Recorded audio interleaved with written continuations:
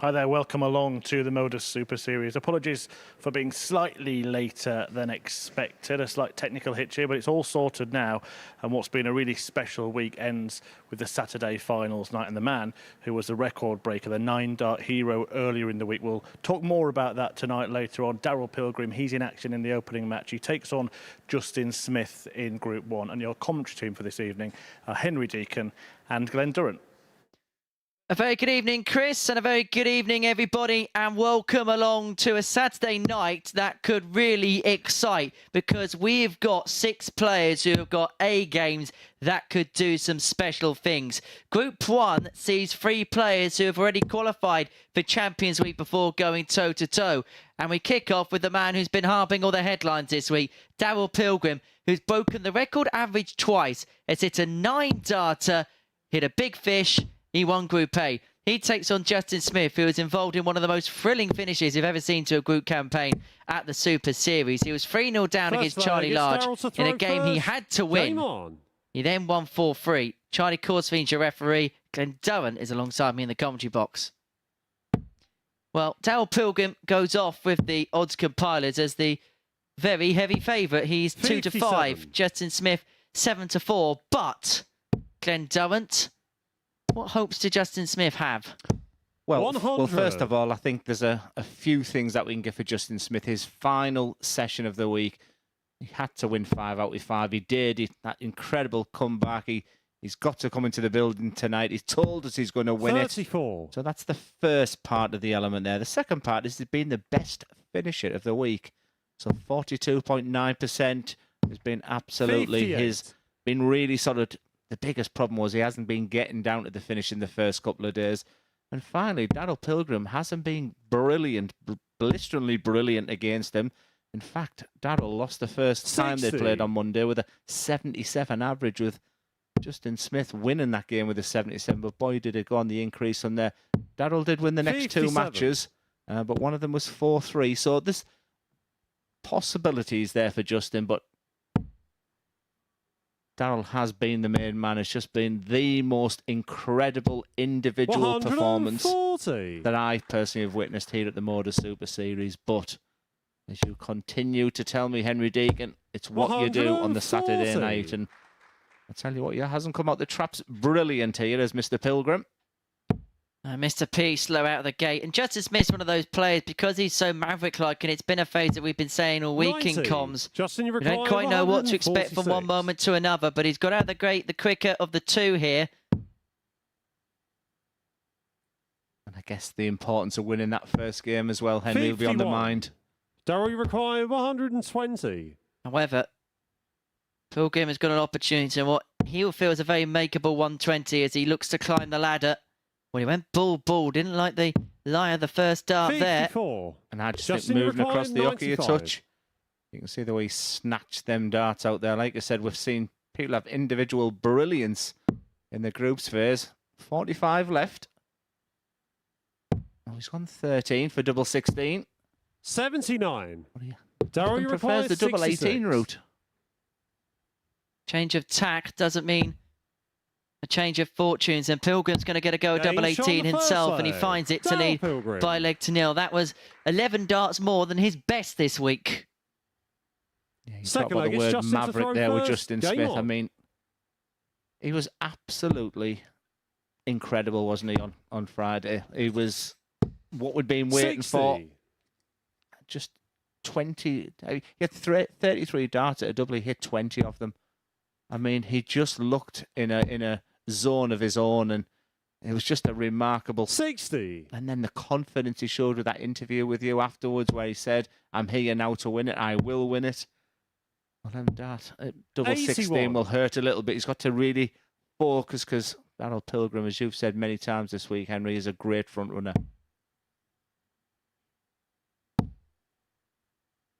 Well, Daryl is being watched on by a lot of Pilgrims who have come to watch him and the other 5 players in action tonight. Good crowd in at the Live Lounge in Portsmouth. Plenty of people watching on their local man, their local favourite, Rob Collins, as the evening goes along. The man is still from nearby Bognor Regis, just up the A27.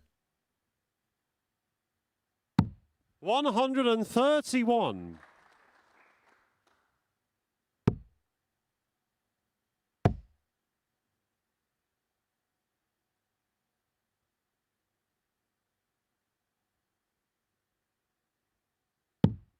59. Daryl, you require 170.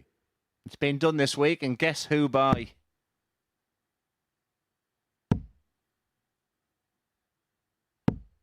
$60. I think Justin, on a you require Saturday night in this group phase, 161. forget averages, Henry. I guess it's just about getting over the winning line. Treble 18 for the bull.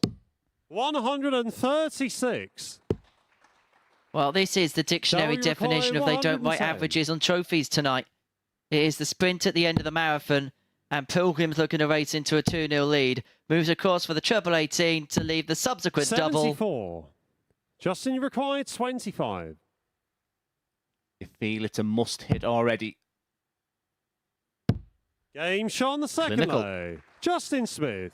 Very, very clean. Just keeps him involved. He'll have been slightly disappointed with the order. I think the pair of them have Third leg, it's Daryl been a to little throw bit first. tentative. Game on. I think Elite Dart is all levelled at consistency for me. And Daryl Pilgrim has just had that in abundance this week. I mean, 96. absolute, utter brilliance. If I said to you he played 15 games this week, Henry, how many times in them 15 matches did he score over that? 60. 90. And I say 90 because that used to be the benchmark, didn't it? Out of 15 games, how many did he get over 90? That was well over 2/3. Well, that's a max for Pilgrim. 180. You'd make a good politician, you. 140. Warming up nicely. And speaking of warming up, they're both mopping their brow. It's a little bit warm in there tonight, isn't it? And I also think that's conducive to really good darts as well. I think for a dart player, if it's bitter cold, that's when your fingers aren't connecting with the 58. darts. So there'll be no complaints. I was going to say, you've had some sweaty nights in your career. 60. Remember Blackpool, Daryl Van Ricardo, Gerwen? 167. That was hot. But the coolest part of that was the actual stage. Well, this could get even more warmed up. And you might be thinking on 167 he could have finished there. 135. Why did he do that? Because he's very mature for a young man. And all he's done, like a good golfer, he's just laid up. But Smith is going to put some pressure on. 125. Daryl, Do you we require expect Daryl Pilgrim to 32. miss double 16? Well, I don't. Game shot on the third And that's leg. why it's a Daryl 13 darter. Pilgrim. Dale Pilgrim's just beginning to go through the gears a little bit. Leading 2-1. Average just over 91 and a Fourth leg, it's half. Justin to throw And first. 2 out of Game 3 on. when it's come to the finishing. And Justin Smith's just got to be a little bit careful here. Because 60. he's had opportunities to kind of put away a below par Pilgrim.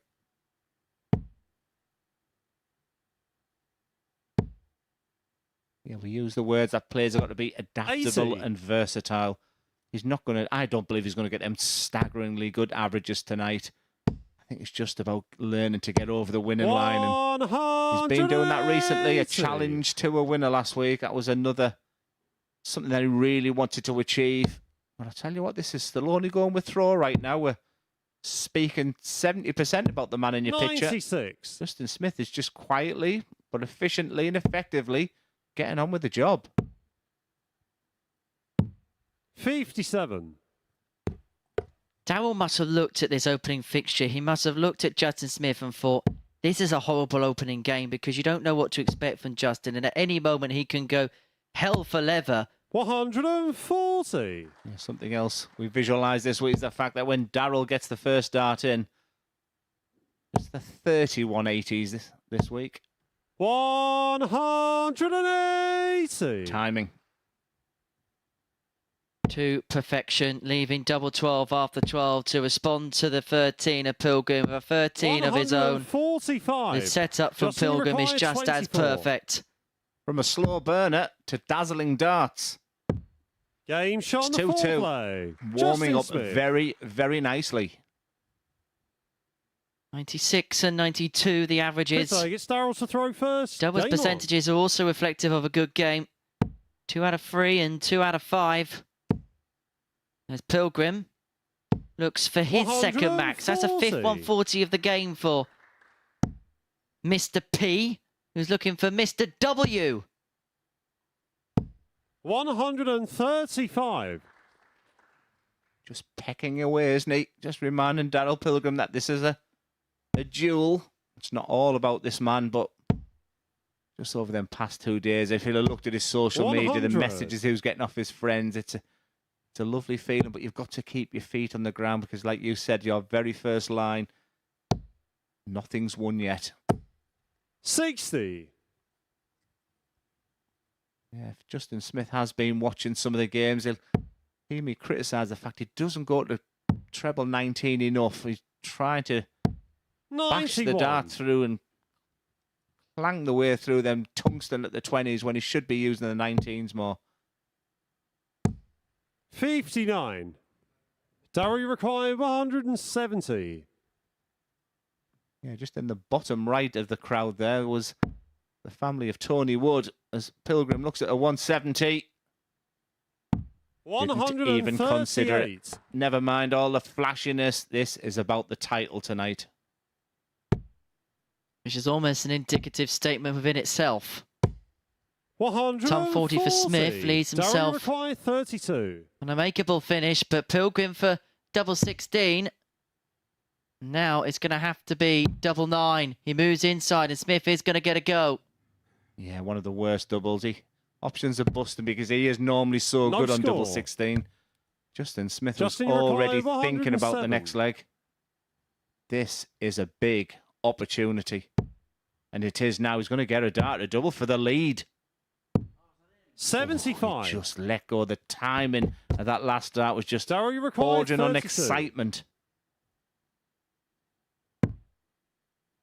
Both players have had opportunities Game shot in on the this fifth all-important leg. fifth Darryl leg, but it Pilgrim. is Pilgrim who punishes Smith's blot on the doubles, and he is now a leg away. Big chance missed, Sixth Henry. leg, it's Justin to throw first. Game on. You're not going to get many chances against Darryl Pilgrim. He's had 2 darts at 2 sighters at doubles to lead the game. 100. Yeah, just that bottom right there, you see, is the family of Tony Wood, who before the competition started tonight was playing in a Northeast title match. 100. It was Tony Wood that beat Dave Prinzer we saw in Group B this week. So many congratulations to Tony Wood, a great guy, and I know a lot of the Northeast were keen to find out who's going to win that game. 81. Yeah, he was a 9-3 victor against Dave Prince. He kind of ran away with things early on in proceedings and never then relented. Was 7-3 up at the break 140. and then rattled off the last 2 in quick succession to pick up the title. One person not relenting right now is Darryl Pilgrim. You just feel like he's got that sighter right 45. now. And that's a mistake from Justin Smith. All of a sudden, Darryl Pilgrim becomes a big favourite. He's closing in now. He's not far away now. 180. There it is, the 180 placards loft up into the air. Yeah, it was a beautiful 180, all at the right time. And that's all 130. Justin Smith can do right Darrow, now. you require He's had a lot 81. of pressure on his shoulders this week. A big favourite tag. What an unbelievable week he's had. Can he start finals night with a win? Game, Absolutely shot, can, and in and the special match, circumstances Darrow as well. Pilgrim. Right bang in the middle of the bull. Darryl Pilgrim is one real special player. But credit there to Justin Smith. He had his opportunities there, and a missed start at double 16 proved crucial in the end.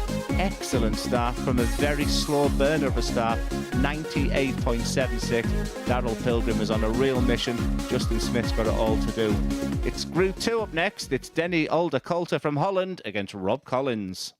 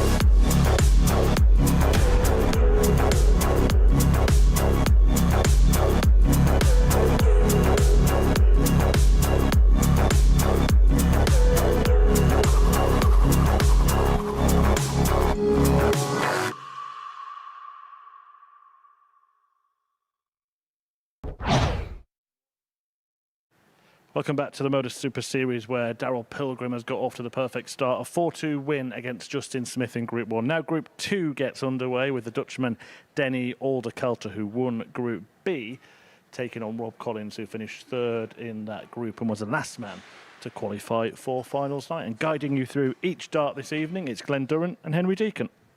Yep, thank you very much, Chris. And, well, we did see some drama in Group B, and these two were the main protagonists in it. For Rob Collins, well, going into that final game, well, he did not know what was going to happen, but he knows that he is now into tonight's final, and he's very much looking forward to it. He was going home. He literally was in the car, and a family member rang him and said, "You're through." And he was here nice and early today, and he can play his best. He can relax a little bit tonight. You know, just qualifying and getting out of these groups is tough enough here at the MODUS Super Series. And now he's got the crowd there as well. He's hoping he can now produce his best darts. But this is Denny Alderkulter, and for me, you know, a player I knew. I watched him win at Bridlington in 2019, the British Masters, which is a tough one to win. It really is. That was when I first come across Denny, and then followed his career as he represented Holland, which is very, very tough. You're a good player when you're representing the country because the pool of players they have. But I thought this week he's had a real up and down, turbulent, I'd say, because the first 12 games he played, he won 9 of them. And we were waxing lyrical about him to the maximum. But then he went through a phase of losing 7 out of 8 games. 26. But boy, did he bounce back last night with 4 big wins. And this is a new experience for him. And let's see how he performs, Henry.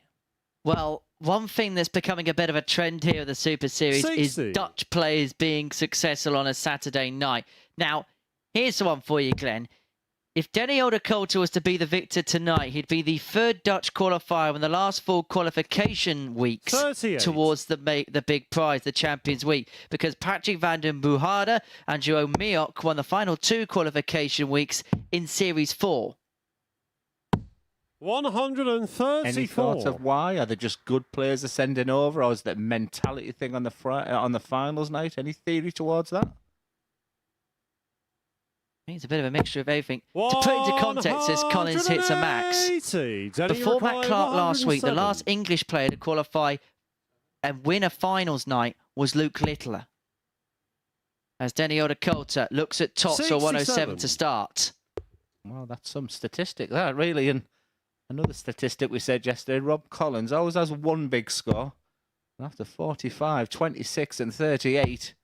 60. Denny, you require 40. Big 180, but it's advantage to the Dutchman.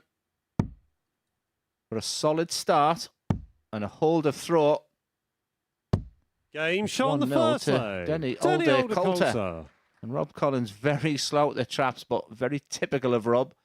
Did smack a 180 right in the middle of it. He'll want to start this leg as he means to go on. And you know what Saturday nights are like here at the Super Series, Glenn. 60. It waits for no one. You've got to get out the traps quickly. You have to be the juggernaut when you're out there. Like I said, it will feel more of a knockout competition. You can't really... I mean, we can show lots of examples where you can lose a game in these round robin and still get through, but you have to start treating this as a real knockout. And, you know, Daryl Pilgrim will be feeling really good about himself right now and feel like the job is very good. And then once you get to that semi-final, it's game on. 140.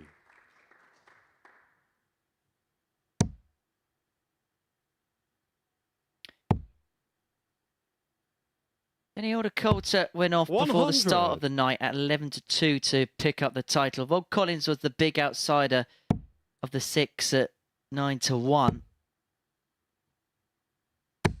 100. Yeah, if I've had one criticism for Denny this week, if he's going to match the Pilgrims, the Scott Taylors, that he's only hit, and I highlight the word only hit, 17 maximums this week.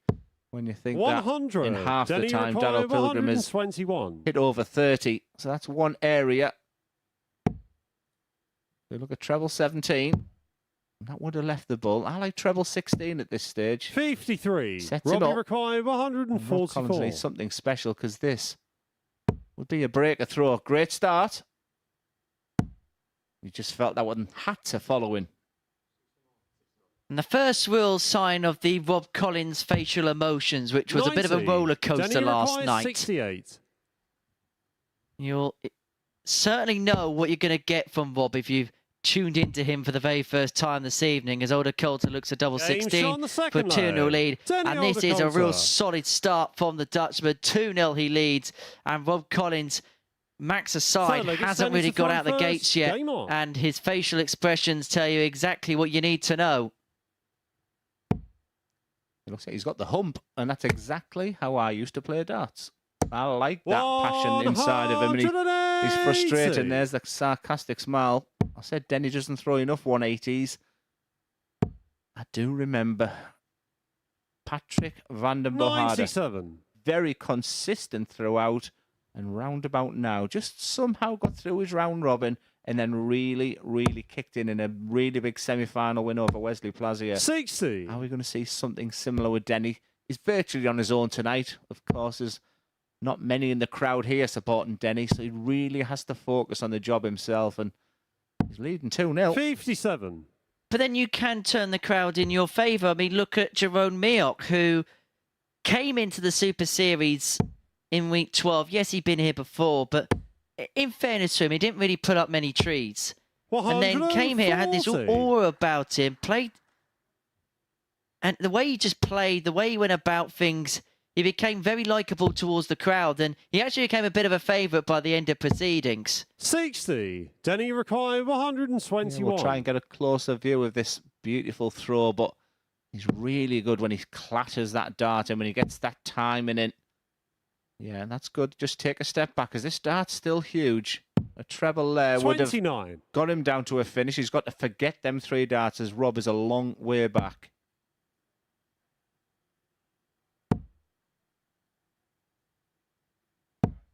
$43. Denny required 92. He can attack on this 92. Didn't need to bring the bullseye. It's double 16 for 3-0. 76. Again, has a little look over and sees that Rob is a long, long way back. This has been a disappointing performance from Rob. And like I said, he always has one big score on a leg. I told you. 140. Denny requires 16. But this is for a 3-0 lead. And next to no time at all, the lead would be accrued. But that is wild. That is wicked. And so it's going to be up to the madhouse. 14. Robbie required 104. This would be an incredible steal. He's going to get a dart or a double. He was never in this leg of darts. Game shot. He is now. Leg. Rob Collins. What a finish. That 140 set at 104. Denny could be shell-shocked now. What an elite Fourth player leg, it's does Rob right to now throw first. is forget that Game leg. on. Denny has got to forget them last 9 darts. The setup of a 29 followed by the 76, and that real messing about on the double 8. It's hard. 93. And all of a sudden your opponent starts hitting trebles last dart as well. This is all about the mindset for this man.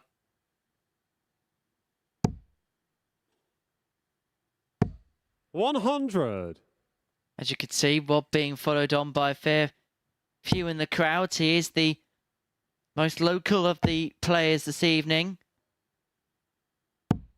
30. But can that pressure become a bit of a chore performing in front of a home audience? Just the inconsistent with him right now, isn't it? 140. That score of 30 sort of been typical of his campaign so far. He knows the game's there because he was tremendous on the 180s, just like I say, in 2. 55. In his Group B campaign, he had 13 maximums, but they were usually complemented with a 45 and a 26, and that's something he'll need to really sort out. Consistency is key in this game. 81. Consistency is probably going to be the thing that wins the night. Sometimes you do see a bit of flair, and we see something a bit out of the top drawer when it comes to the final.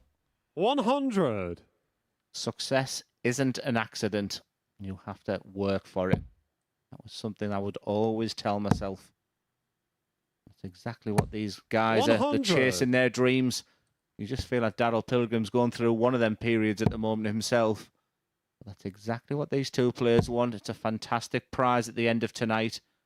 And to go into Champions Week as well, to follow in the footsteps 80. of Matt Clark. That's why they're all here. This is why it's the biggest amateur prize right now. It's going to be 25 for tops. For the break of foe and a 3-1 lead. 60. Dragged underneath. Outstretches the muscles. Talking about muscles. I thought you were coming to me. No, Chris Mason's here next week. Yeah, I have a theory on why he's flexing his muscles as Denny. I'll 20. give him the chance on this double 10 first of all, because I think it's something that we must take into consideration tonight. He's been good on double 10. They're well thrown darts. No score. Absolutely no reward. Rob Collins could steal another one. 83. The passage of play in the first few legs told us no signs that this was about to happen. But Collins wants the ball. 48. He doesn't find the ball, and that would have been a chance for 2-2. Denny required 20. I'll put my reputation on the line that he gets it here. Game shot on the fourth leg. Glenn's reputation restored, and Odakolta's two-leg lead is restored, and a bit of a relief there. That's 11 missed darts at double in this game so far. But he's been afforded that time. Yeah, he's flexing his muscles there. He looks a super fit lad, and might be wondering why he's doing that. But he was at the Challenge Tour last week. You know, he's been in the Group A campaign. He's applied his trade in the Group B as well. It's been a long 10 days for him. You know, travelling into the UK, just being here and travelling from the Challenge Tour to here. 81. And I just think there's a word we need to put into the consideration, into the equation of who's going to win tonight. That's tiredness and fatigue. 140. And this is also a unique thing about it is, by and large, the winner tonight will also be the one that's looked after themselves the best this week. 140. Yeah, the greatest of them all, Phil Taylor. Make sure you hydrate, plenty of fresh air. It's really, really important. I remember I think it was Yellow Class now, Barry Van Peter, who said they just laid on the bed for 2 days after winning Group A. And that was their biggest regret. Are we seeing the end of this game, or is it the usual? 140. Big score from Rob Collins. Denny require 81. This is for the match.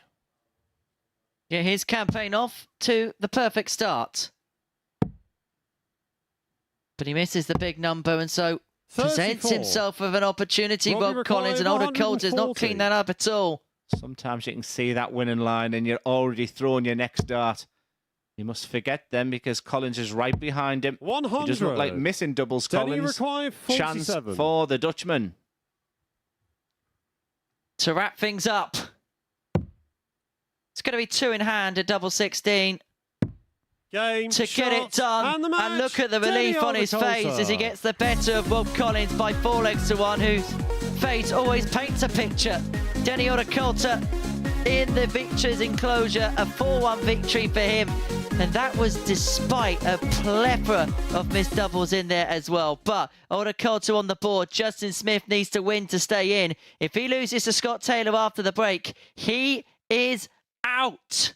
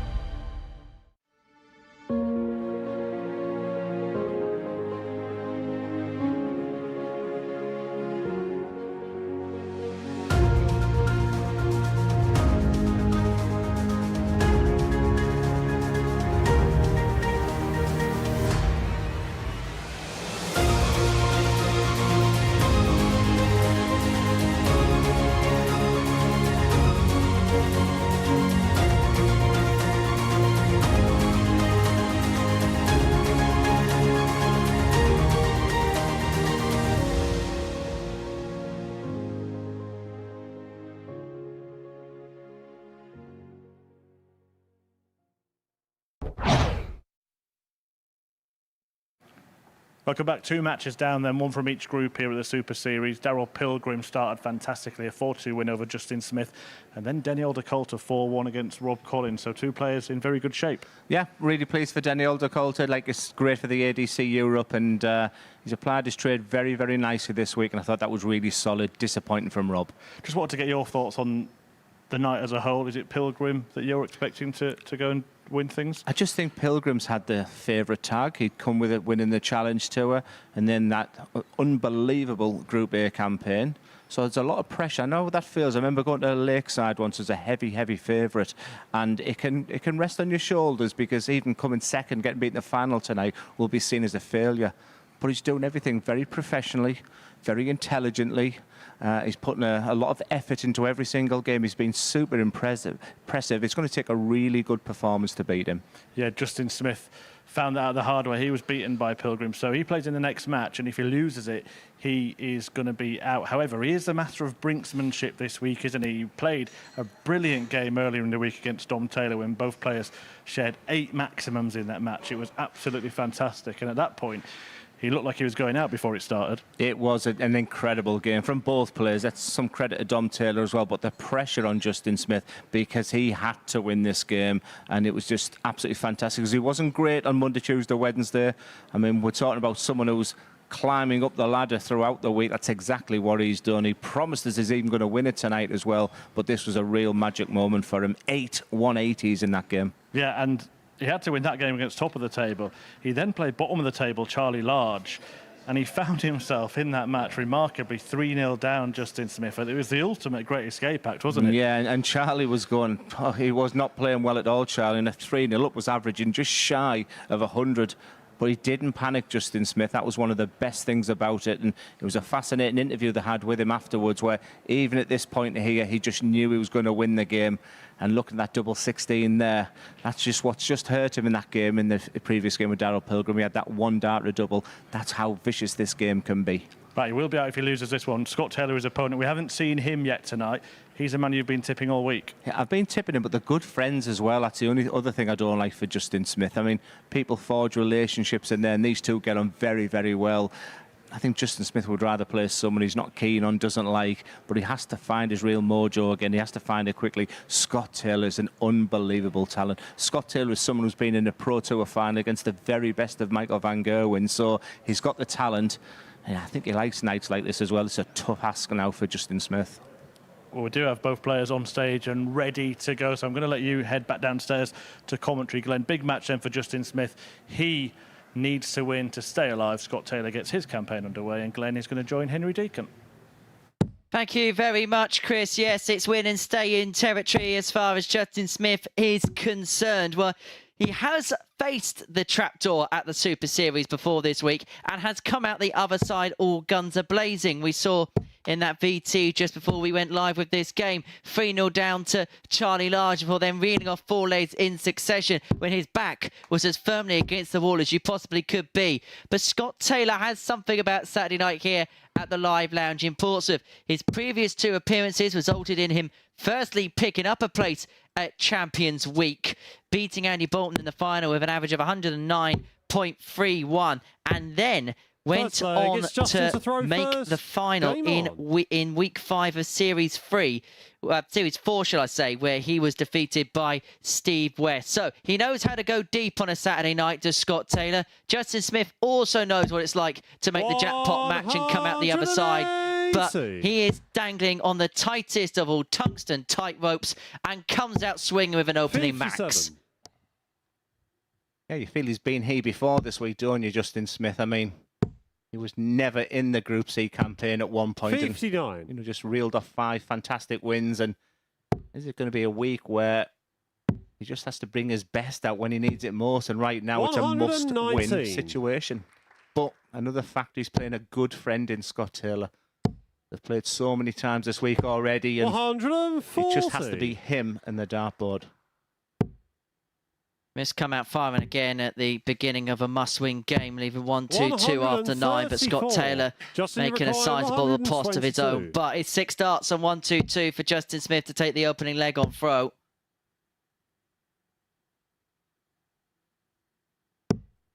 Yeah, bullseye being the shot to leave a two-darter. Scott Taylor was talking yesterday that I felt as if he was saying he was homesick. But what happens on a Saturday night is you know you're going home tonight. 57. And that can just give you that little extra bit of energy. As Smith looks at tops, that's what I like, just a little relax.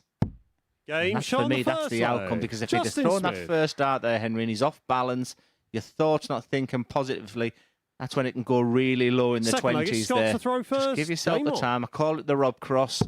Just give yourself, it'll feel like an age when really it's just a second or two just to reset. Not the start that Taylor wanted.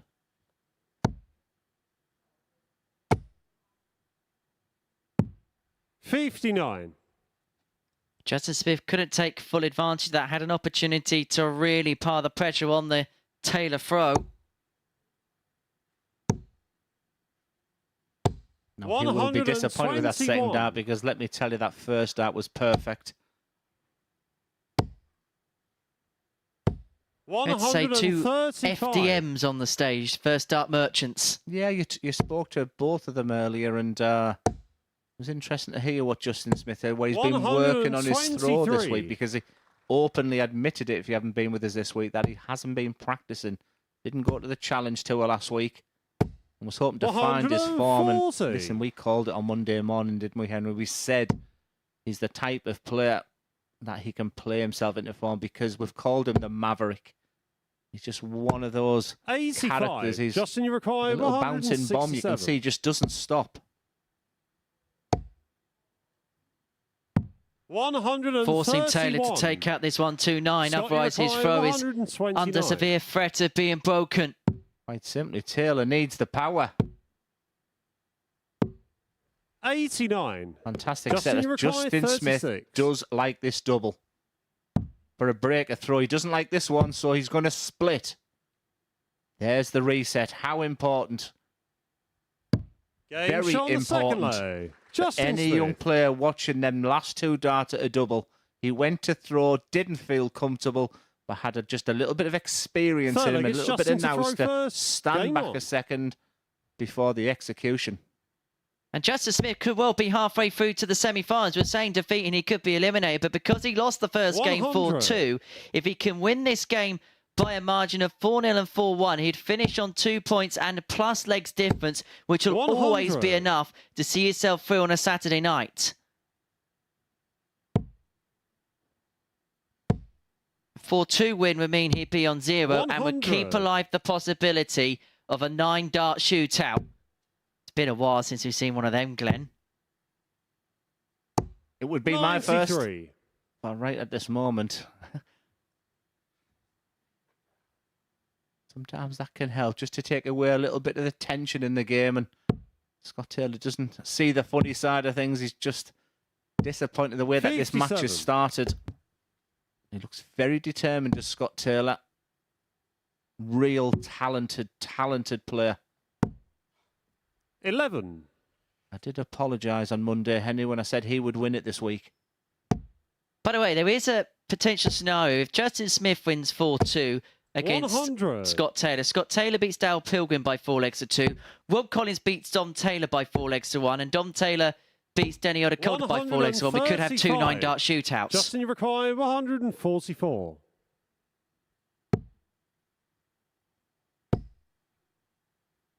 It's not looking that way. There's literally 64 points to set up. He is 2 darts away from 3-0 because Justin Smith is playing absolutely fantastic and Scott Taylor's left a bogey. 40. It was a remarkable comeback from Justin Smith against Charlie Large to qualify to be here tonight. It's looking like Scott Taylor is going to need to do the same against Justin Smith. Game shot on the third because Justin Smith potentially, if he can get it done in the next leg or two, could be into the semi-finals, and Scott Taylor would be facing the exit trapdoor smack bang in the face when he takes on Dale Pilgrim in the final game of the group. A 4-0 or 4-1 victory would be enough for Smith because he'd end on 2 points and a positive legs difference. Scott Taylor needs to try and, at least if he's going to lose, run a couple of legs off. Didn't expect this. And that dart is sitting pretty. 140. He'll take that. He's happy. Like I said, he's walked into a juggernaut. That is Daryl Pilgrim. And I thought this was a tall order against Scott Taylor, his opening game. 134. To be 3-0 up, like I said, they've played each other this week, and it's Scott Taylor that's had the best of that head-to-head. Justin Smith is just 100. one of those type of players that, well, he promised us as well last night, didn't he, Henry? He said he was going to win it. He said in the interview that he was going to qualify his way through, not just qualify his way through, but win the night 95. altogether. Now, Justin Smith won week 3 of Series 2. He beat Martin Adams in the final to do exactly that. 45. He was involved in a group on that night consisting of Thibaut Tricol and Robert Thornton. 80. Yeah, we've seen some fantastic. We've got some many fantastic players in Series 5 here at the MODUS Super Series. People making their debuts as well. People travelling from Europe, Oceania. It's going to be another unbelievable competition. Just a big credit also 55. to Luke Little, who got his Scott, Pro Tour card 92. yesterday. Well, Scott Taylor still has hopes and aspirations of being a professional dart player. But right now, he is right up against 52. it here. This would be something Justin, special. you require 161. Do not rule this out of the Justin Smith equation. Treble 18 and Bull to send the Bearded Dragon into the Final Four. 136. Not to be Scott, you this require time. 40. Yeah, the comms box both nearly went to Game stand shot up on the there, but fourth Scott leg. Taylor Scott Taylor.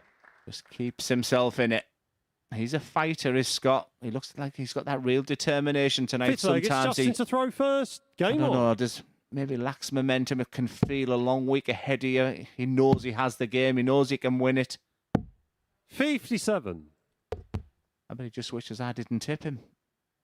Big leg ahead, because if Smith can win it on throw, then he is through. If Scott 100. Taylor can break the throw, then no matter what happens, we're going down to the final game. Unless, of course, Scott can then pull off the 60. miraculous comeback, which would send Justin Smith out the competition.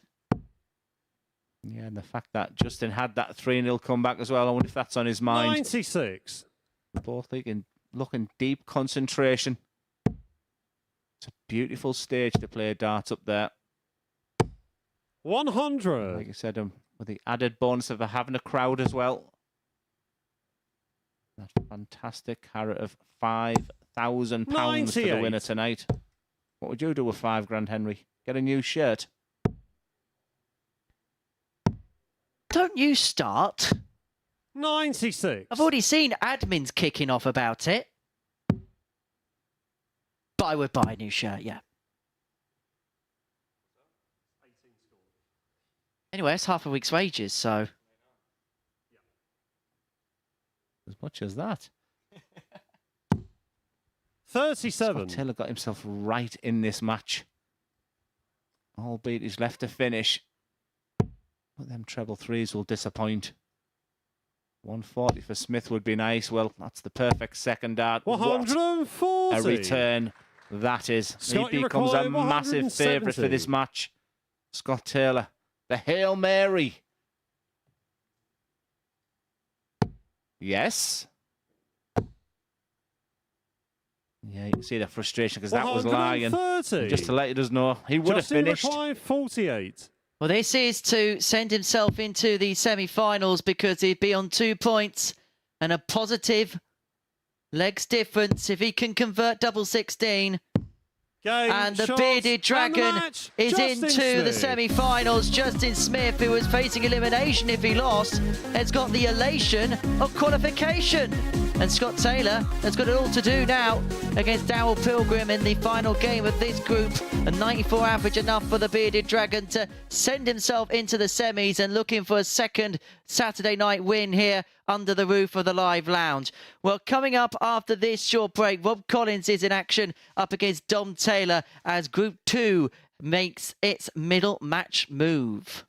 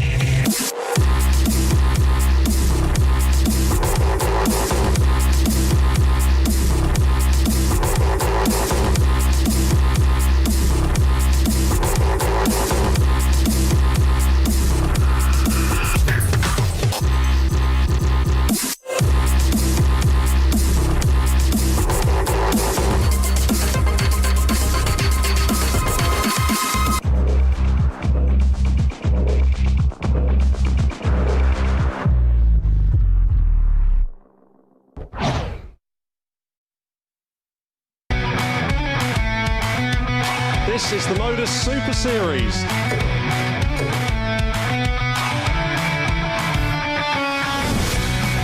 $180.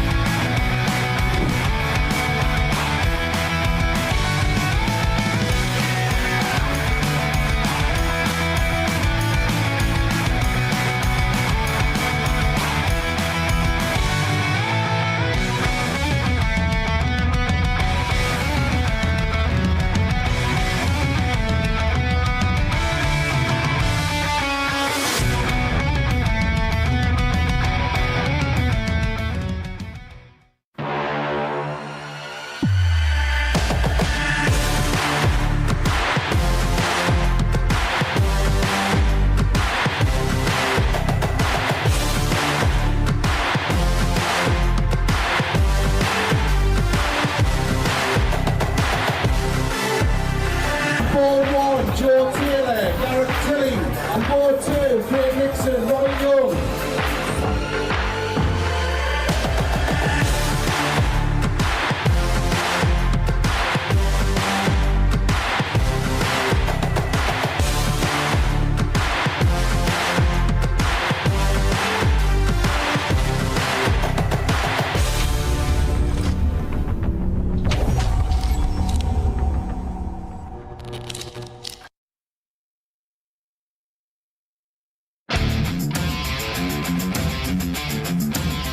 Every Saturday, we open our doors for our weekly finals night. For a unique and intimate darts experience. Meet the Dart Stars and even the team off the telly. Here at our purpose-built venue in Portsmouth. Every single Saturday evening.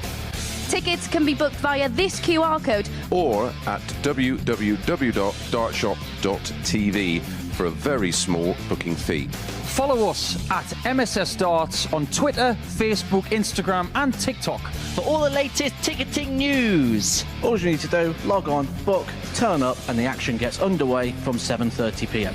So what are you waiting for? Get your tickets to the darts. We look forward to welcoming you to the MODUS Super Series very soon.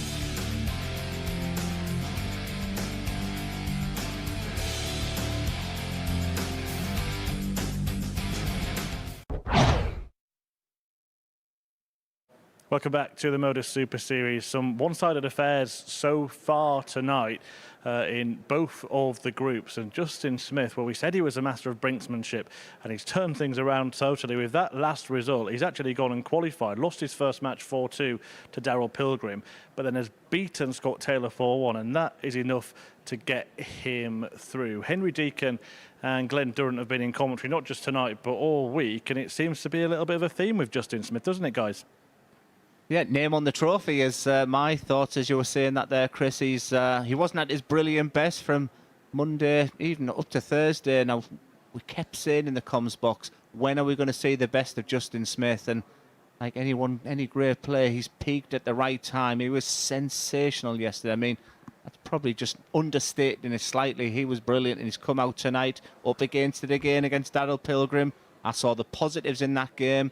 And then against Scott Taylor, his good friend, produces a 4-1 victory. He's the first man through. Henry, nice shirt, by the way, H. The players in this group, I mean, they are players of some pedigree here at the Super Series, aren't they?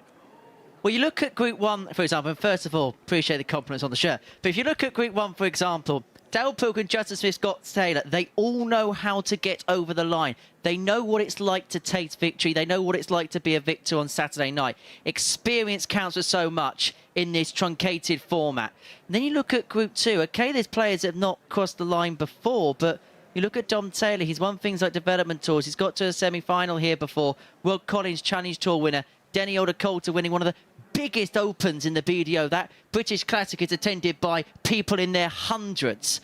So look, if you're going to get through tonight, you're going to have to do something special. But Justin Smith, as you say, the man who brings you. But if you're going to peak at the Super Series, let it be Friday and Saturday. Absolutely. And Glenn, just finally, do you think Rob Collins can produce something similar to Smith? In fact, he would have to win 4-0 in this next game against Dom Taylor to qualify now. Do you think he could pull off a surprise like that? No, is the real short answer there. Say it like it is, Glenn. Say it like it is, mate. I haven't seen enough from Rob Collins, and I think with in comms, we've sort of said how he's got the 180s in him and he's produced 19 so far, 15 so far, but it's just that only coming very sporadically and then followed by a very low score. And he's also, the reason behind the very short answer of no is he's playing at someone who I think is an exceptional young man. I think he's a very, very good player and a very potential winner in Dom Taylor tonight. I think the viewers will be very impressed with this guy. Well, yeah, Dom Taylor is his opponent. He will be a tough tower to topple, literally, quite literally. And Henry Deacon, well, he looks up to Dom Taylor and he spoke to him a little earlier this evening. Dom, back at Saturday night here at the Super Series. Looking forward to it? Yes, mate, yeah. Especially with the performances that I've been doing. Just hope to carry it on tonight and see what I can do. What's been your overall assessment of the week so far? I've been showing what I can do and taking it down to the grubby final legs and managing to pull through on those last leg deciders. How much does that say about your grit and your fighting spirit, the fact that we've seen some great darts from you, but when you've had to go down to the world, you've come out the other side? Yeah, I'll never give up is a big saying that I say to myself, even if 3-0 down or like against Justin and constant 180s, just keep fighting, and you will hopefully come out on top. Right, back into a Saturday night for you here at the Super Series. You've come close here before. How much would you like to go a couple of steps further? Yeah, that's the aim. Last time was semis, so this time is that final, if not winning it, and then we build on that again.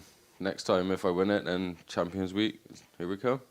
Well, we look forward to watching and finding out. Dom, all the very best. Cheers, H. Thanks. Well, can the Tower hit the heights here at the Super Series on a Saturday night? He could be through with a game to spare. If he beats Rob Collins here, he will eliminate him. If Collins wins, then it goes down to that last match between Taylor and Alder Coulter. But if he wins 4-0, he would in fact be through himself in similar fashion to what we just saw from Justin Smith. So I will hand you back to the commentary team. Fortunately, for those who do not want to see such bright colours on a Saturday evening, we'll just hear from them. We won't see them. Henry and Glenn. Some people say that's bad enough, but thank you very much, Chris. Here we go. Game 4 of our session sees Rob Collins take on Dom Taylor. And as you say, we've both been very impressed with Dom Taylor. And every single time he comes here, he does enough to warrant the big build-up.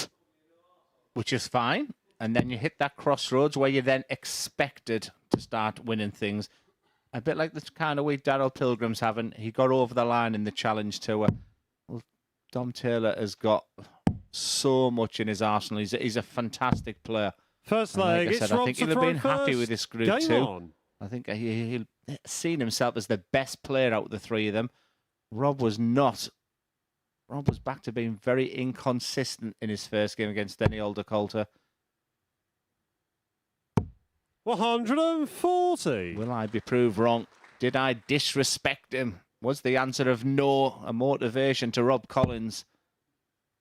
But this guy is a real potential winner tonight. And identified by my co-commentator, Henry Deacon, 60. very, very early in the week, where he said if anyone is going to challenge Daryl Pilgrim, it was this man. Dom, the Super Series Dom. 85.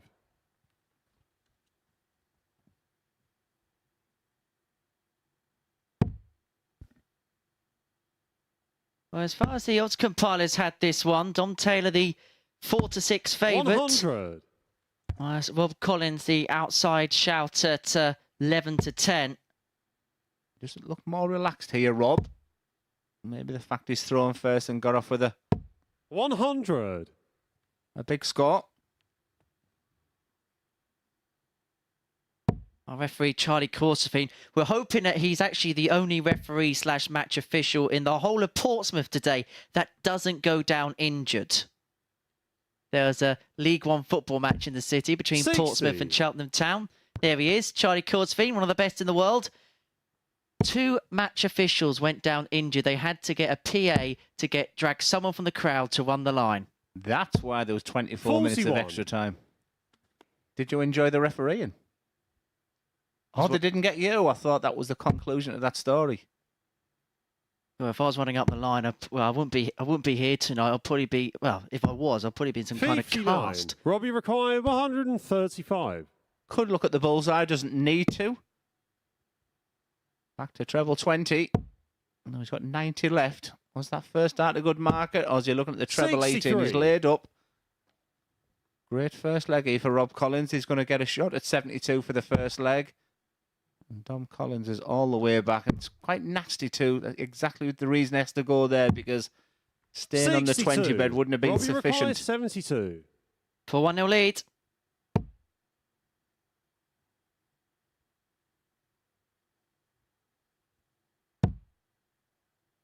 The reason he was thinking about his options was because of that first dart, and the third dart was illustrative to why.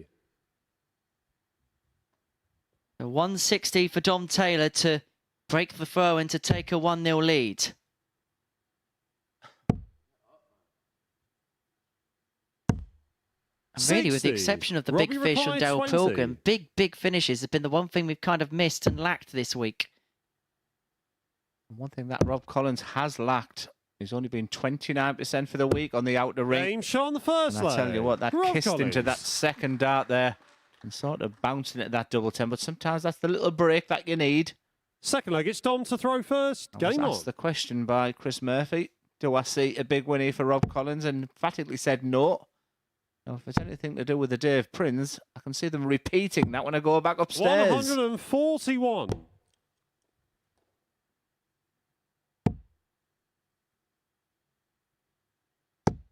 How two different games can, for the same 100. player. Just didn't look at the races, did he, in his first game against Denny?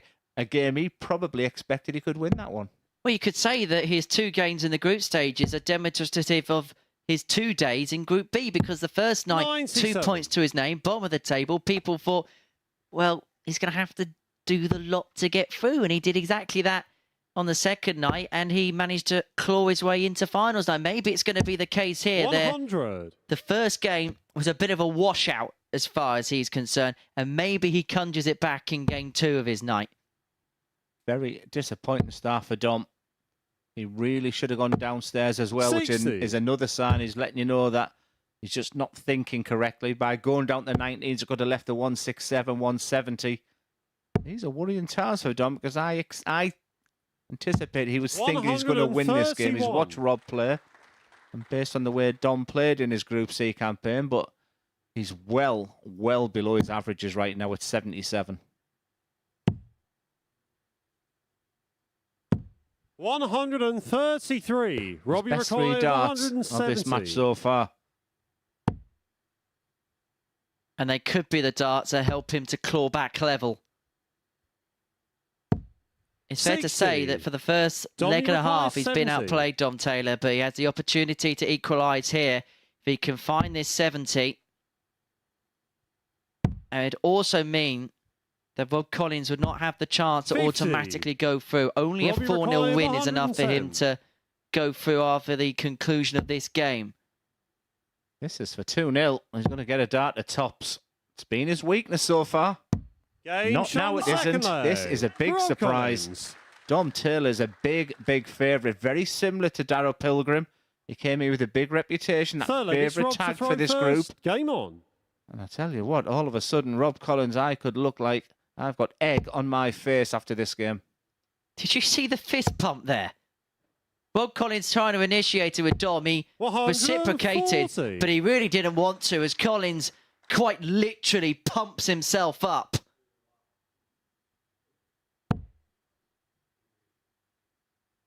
Yeah, the 2 players that lost their first games, Justin Smith and Rob Collins, 83. could be the first 2 players through. A 4-0 victory here for Rob Collins, and he will be there. Yeah, Rob Collins wins this. 95. And then Scott Taylor beats Dale Pilgrim and Dom Taylor beats Denny Oldercoulter. It mean that no matter what happens, every single player in the field would have been beaten once tonight. There'd be no unblemished records for anybody if they were to win finals night. 140. He's surprised at this.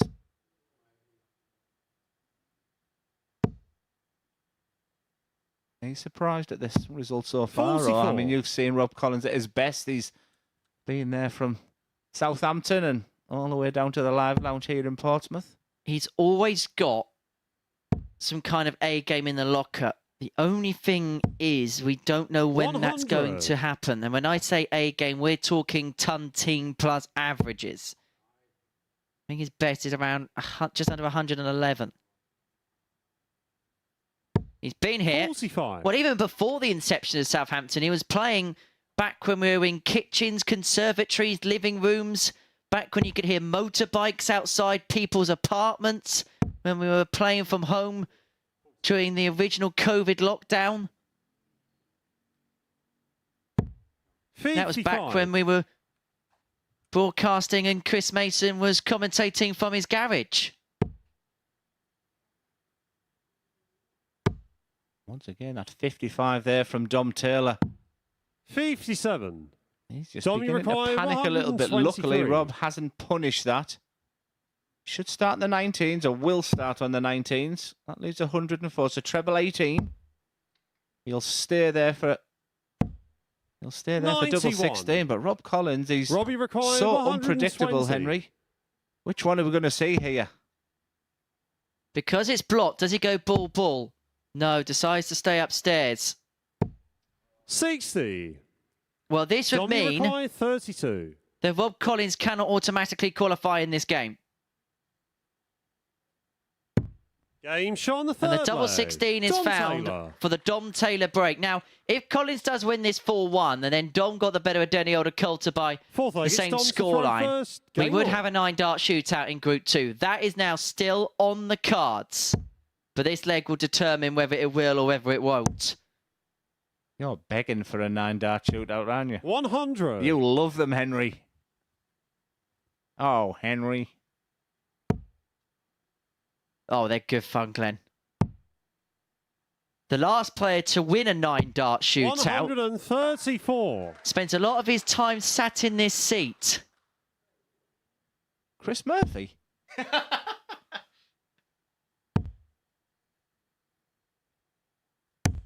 No, that was the closest to the ball competition after he struggled on double one.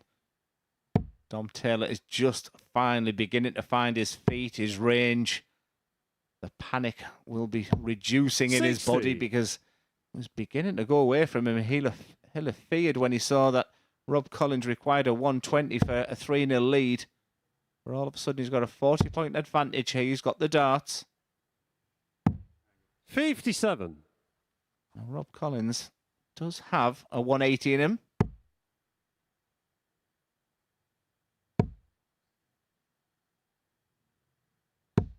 $60.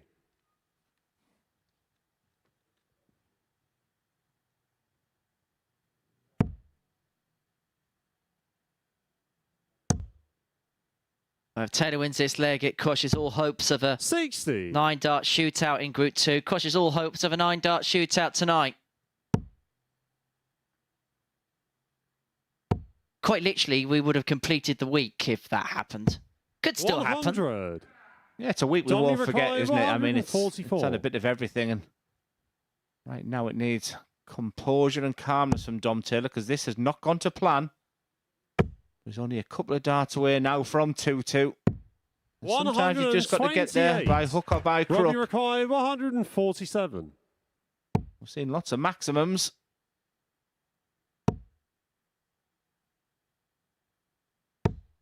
$60.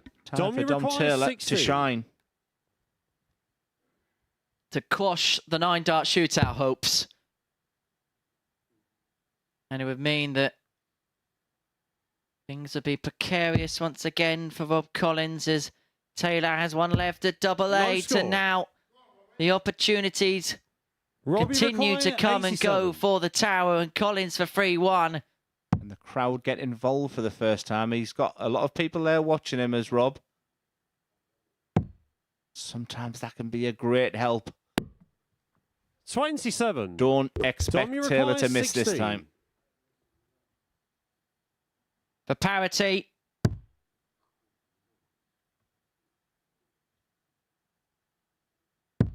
Game shot on the fourth 2-2. leg. And so Dom it means Taylor. there will be no 9-dart shootout on this Saturday night at the Super Series. Fifth leg, it's Rob to throw first. And so we Game go on. back to the simple equation now, because Dom Taylor wins, then Both he and Denny Older-Coulter are basically playing to see who is the top place player in the group, and Rob Collins will make the early 90. trip up the A27 back to Bognor Regis. Yeah, he's had to ride a storm here, Dom Taylor, because he's well underperforming here. Luckily for him, so is Rob Collins. I think Rob will be thinking he's had chances. 60. I tell you, on a different day, Rob Collins could be walking off that stage a 4-0 winner. He should have ironically put him through. 60. Must all be about Darryl Pilgrim right now. He must have watched these players tonight thinking he is the form man. Well, you say that, but he's still in peril as Taylor hits a max. 180. He only needs 2 legs to qualify, but we know what Scott Taylor can do. He's got to win 4-1 or better in the next game. 59. And he's a player very much capable of doing something like that. Well, on his biggest match on that stage, Scott Taylor had 109 average. Boy, could he do with that next? But it's all about this game. It's very much in the balance 60. right now. Dom just cannot find the trebles that we're used to seeing from him. He seems at odds with himself as well, but just Rob will be frustrated that he can't capitalise. He just nods his head as very sarcastically. 81. In the balance. But crucially, Taylor has stolen the Collins darts, but how much of an advantage can he make from that? Treble needed and 97. treble got. Now down to the Rob Riposte.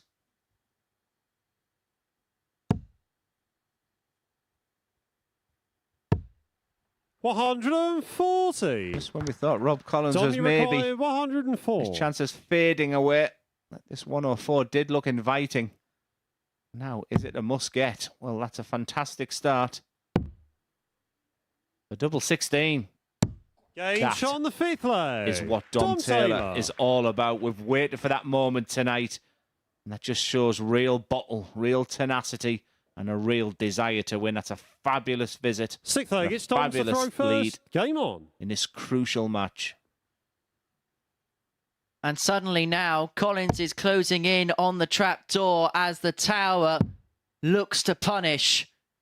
Could be capital punishment 90. from the tower towards Collins. Another great crowd in tonight. Watching fantastic darts. Still think the best is to 90. come tonight. I always feel these opening round-robin games, the group games, are the ones where players will feel tight. I think the shackles will be off come the semi-finals. Because at that point, it's the least 99. alien component of this competition for them. Straight knockout darts. They know exactly what it's all about because they play it all the time. And also, it's just a bit simpler. 60. I lose, I'm out. You don't have to worry about permutations. You don't have to worry about legs one, legs difference, head-to-head records and all the like.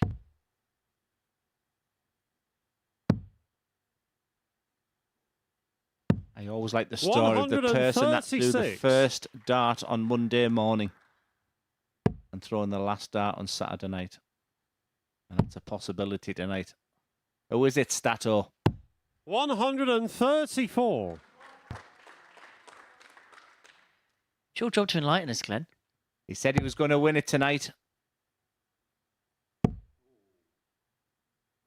Justin Smith. Now, Dale Pilgrim's actually done that before. He has thrown the first dart and thrown the last dart. He 68. did it when he won in Series 3. He did it in week 12. He threw the last dart, and then he had to come back Monday morning for Champions Week. It hasn't been the 60. dominant Dom Taylor, but sometimes you have to win with your B 108. game. That's exactly the kind of game that Dom has produced. Just averaging just shy of 87. But again, just can't find a treble to have an attempt. 60. And finishing is in a good position. 157. Hail Mary time. To keep himself in with a hope and a chance and a prayer, he's praying that tops is found that it is. Rob Collins. A clincher for Collins that keeps him in the competition. And now he has the darts to complete a 4-3 win. Leg, it's Rob to throw first. Game on. He's holding his arms out. Where on earth did that come from? But he's a player that loves adrenaline going through his body. There's nothing better than a big, big finish like 121. that. Finish of the week so far. I know we've seen the 170. Just all about the timing. The timing, the pressure, the magnitude was huge. It's up there with the Smith 110 yesterday. Now, if Rob Collins wins this game, he would move on to 2 points and -2 in terms of the legs difference. Dom Taylor will move on to -1 without a point on the board. And so we'll go into that final game between Denny Alder-Coulter and Dom Taylor. With Dom 59. Just looking at Rob Collins hoping that Denny can do the job. 84.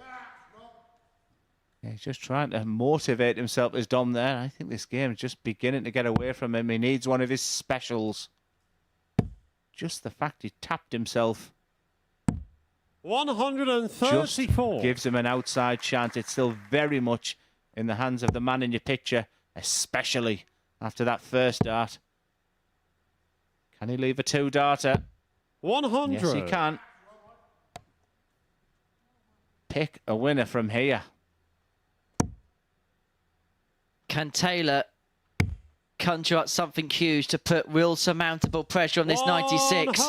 There's no bigger pressure than a max, and it forces Collins to come up clutch again. It's going to be one dart in his hand again. This time a double 8.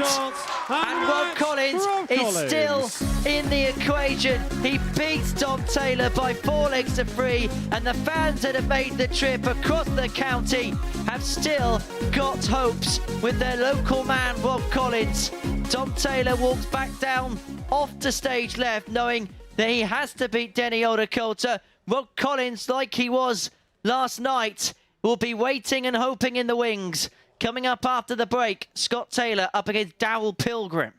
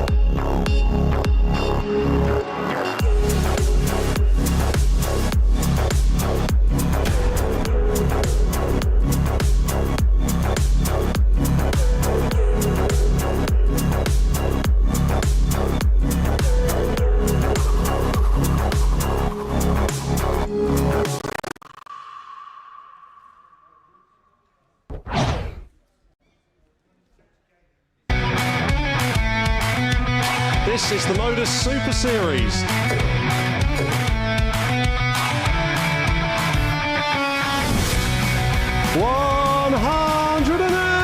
2.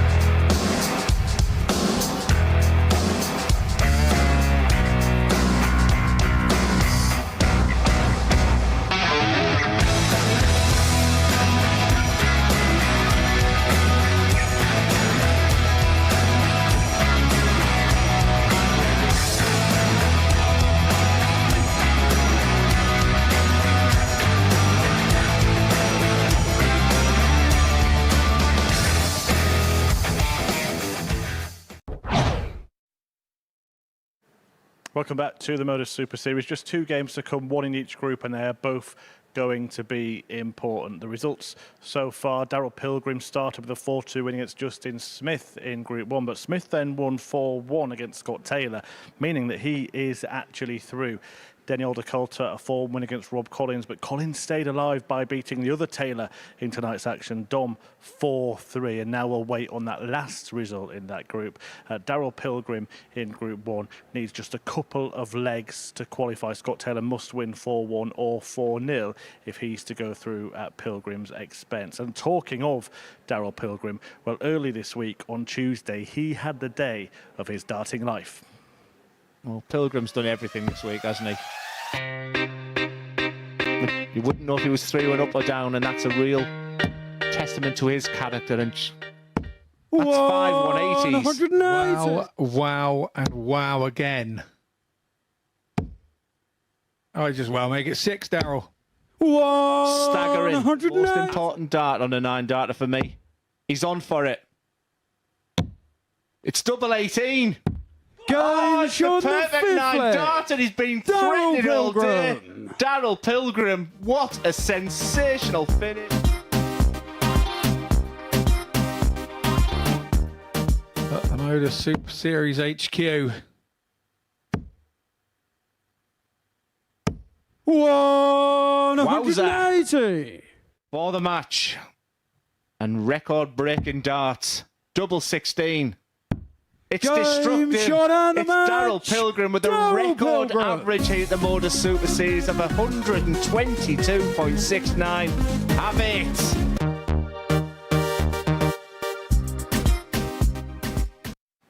Yeah, and that was all in a space of half an hour here on Tuesday. He had a record average, actually, against Scott Taylor. That was a new record. Lost that match at a 9-darter in it, then broke his own record with that brilliant 122.69. And he's 2 legs away from qualifying tonight. He needs 2 legs. Taylor needs to win 4-1 or 4-0. And guiding you through the action, it's back to Glenn Durrant and Henry Deacon. Yeah, thank you very much, Chris. And I was waiting for you on my prediction of Rob Collins winning there when I said absolutely no chance. But fair play to Rob Collins. That keeps that group very, very interesting. Daryl Pilgrim, cool, calm and collected. Against a little bit frustrated, a little frenetic Scott Taylor will be really disappointed with that loss against Justin Smith. He's had the better of him this week. He knew how tough this Group 1 was, and the task of beating this man is one thing. The task of beating him quite comfortably is another it's thing. Scott to throw first. Game on. However, Scott Taylor has these types of performances in the locker. 4-0 or 4-1. He needs to go through 2 legs. 83. Will cement Pilgrim's passage. In terms of what the odds compilers are laying up, Scott Taylor goes off even money. Daryl Pilgrim is an 8-11 shot. Now,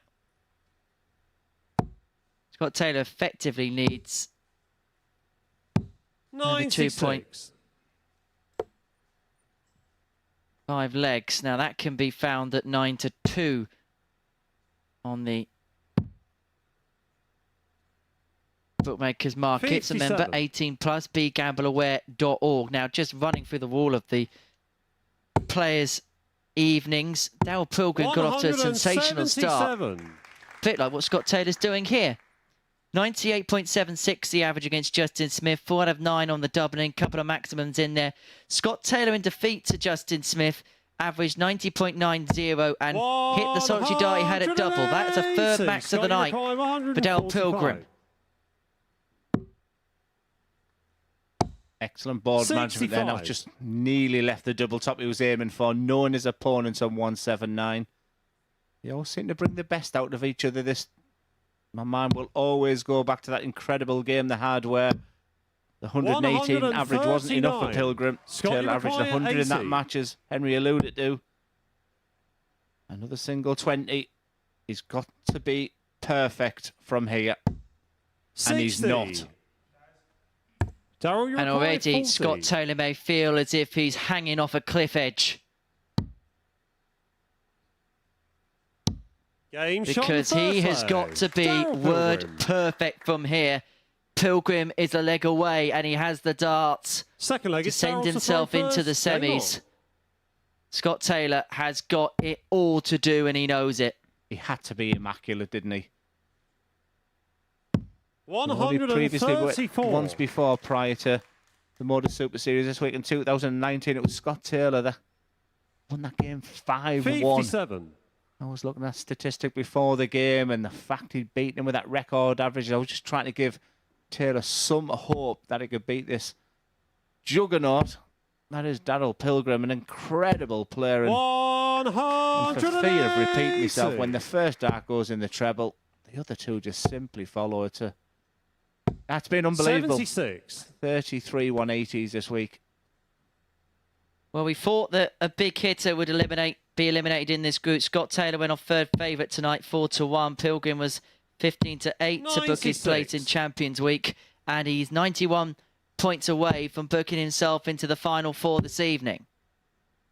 96. Daryl, you require 91. Are we seeing the end of Scott Taylor? Daryl Pilgrim only needs the 2 legs. He's 2 darts away from that. Of course, he only needs the 1 because he's having the perfect week. And the fact that the crowd are clapping like they are there, the compliment with that beautiful 2 darts finish, or the realisation they know that Daryl Pilgrim is through. And Scott Taylor must be thinking, here we go again against Daryl Pilgrim. Depositing a max. Just thinking to herself, of course it's happened now. Of course it's happened when it's too late. But have a look at the Pilgrim numbers, because it's not the first time he's done it against Scott Taylor this week. However, Scott Taylor did win that game despite 118.88 average. 59.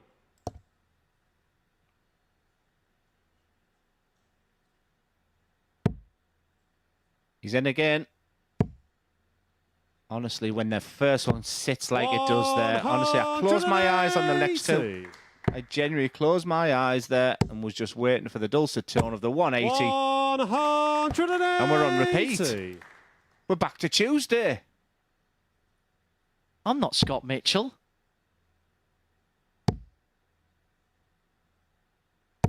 $125. He's Scott, you averaging require 124. Taylor Game tops shot on the third 2-1. leg. Scott Taylor. Interesting enough, if the average of Scott Taylor when he beat Daryl Pilgrim was Fourth leg, it's Daryl a to straight throw 100. first. Game on. Guess what it is now?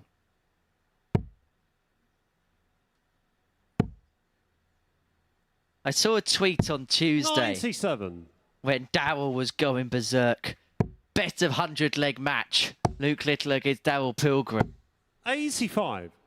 Should send our congratulations to Luke on gaining his tour card, the reigning champion.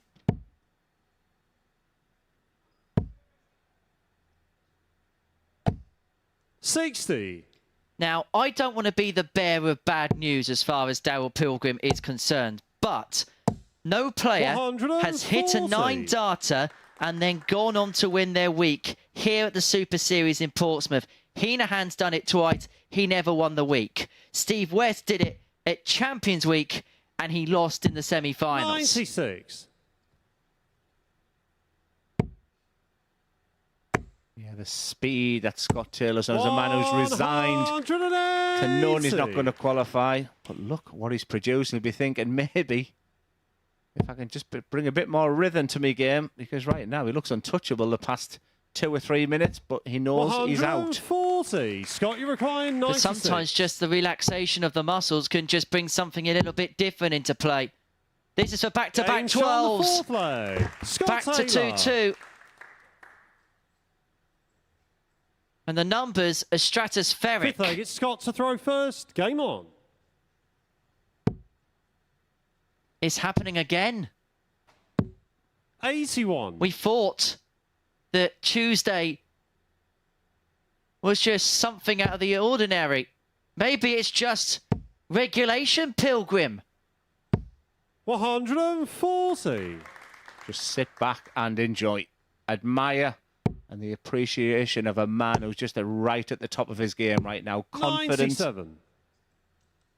Like I say, the Rolls Royce throws. We see the side on view there. That Rolls Royce, that elegant throw of the dart. And when he gets that timing right, there's just no 100. tension in that arm. He knows he's through now. Again, Scott Taylor with the speed. I mean, it's like watching Ricky Evans. 140. Glad I'm not the spotter. I asked the question again with numbers like this. What is the bridge that Daryl needs to gap to get his tour card? 91. If you could go into Q School next week, it's just, can you get the confidence at the right time? Can you peak at the right time? It's just having 60. one of those fortnights, and Daryl, you require a little 170. devil on your shoulder will jump on there and say, well, that's 2 weeks, now you're going to start playing bad. You've just got to ride it, keep believing. It's got all the mechanics. 89. I don't know, I just Scott, like you require treble 18's a bigger 123. target than a bullseye is my theory, by the way. Treble 18. That's what he should have done for Bull. 84. We Daryl, you need 3 require cameramen 81. today.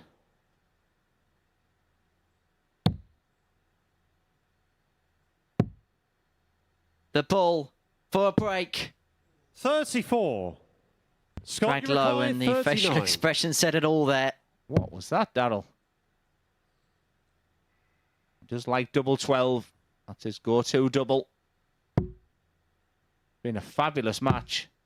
And that's a sensational finish Game shot under on the the fifth circumstances. leg. Because that Scott first Taylor. dart sometimes can be just too good. But he could just find the bottom part of that double 6 leg, 12. it's Daryl to throw first. He'd be frustrated, won't he? Because he's just found his game tonight, just at totally the wrong time.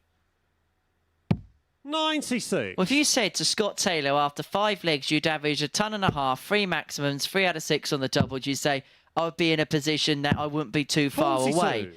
Daryl Pilgrim's got other ideas. 110, 3 maximums himself, 2 from 4 when it's come to the finishing. Just a joy. 140. That's 6 180s in this match already. 46.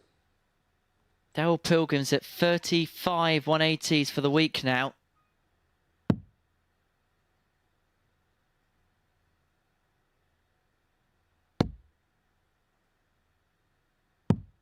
I remember we've had two 9-darters on that stage this week.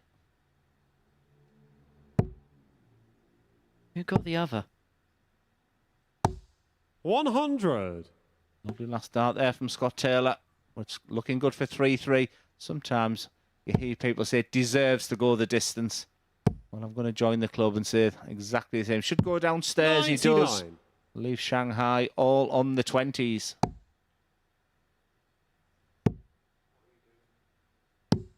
$40. Darren So, McCoy, 120. 6 darts to send us all the way to a decider. And what has been an absolute treat of a match. It's going to be a dart at tops to send us the distance. Daryl Pilgrim. 7 and final. We're going all the way to throw first. to a last Game leg on. decider. It's irrelevant as to what it's going to do in terms of Scott Taylor's fate, but he'd love to go out of the week with a win. 140. I don't know. Do you know, I think he wants to just get up the stage right now. He's a winner. Scott Taylor was win or bust for him. He's probably someone who's not really interested in records and finishing off fantastically well in a brilliant game. He was here to win it tonight, and he'll be dejected. 80.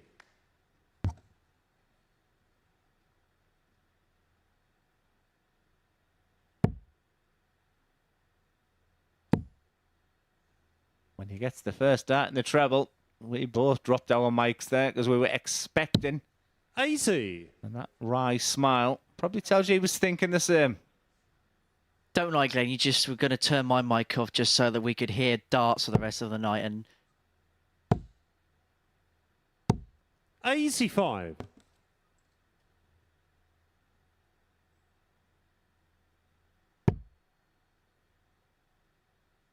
Darts, they're just so smooth. Even the big 20s that are going 60. in there. They're just so well thrown. Chance for Taylor now. I think he's saying well because he's feeling great. He's seeing that treble 20 so big. And this is the performance of the night. Could be for someone who's going home for an early bath. But once again, Daryl Pilgrim's going to average something absolutely bonkers. 110. Unlike with the bounce out there. He could average something absolutely bonkers and lose. It was 118 on Tuesday. It's 108.5 now. 36. But it nearly mattered not. Daryl requires 71. Treble 13. He's finally going to get a dart at tops 4 this match. And that just sums up the week he's having. It was a fabulous game of dart, and Daryl Pilgrim is through to the semi-finals. For Scott Taylor, he'll be very, very disappointed. He's a winner. He came here, he knew he had the game, but just that first game against Justin Smith let him there. But look at the numbers once again from Daryl Pilgrim. It's just becoming a norm. 107.31 is staggeringly good. That's elite. 4 from 6 on the checkout ratio. Another 100-plus finish. The perfect game for Daryl Pilgrim. A sensational win for the Pilgrimer.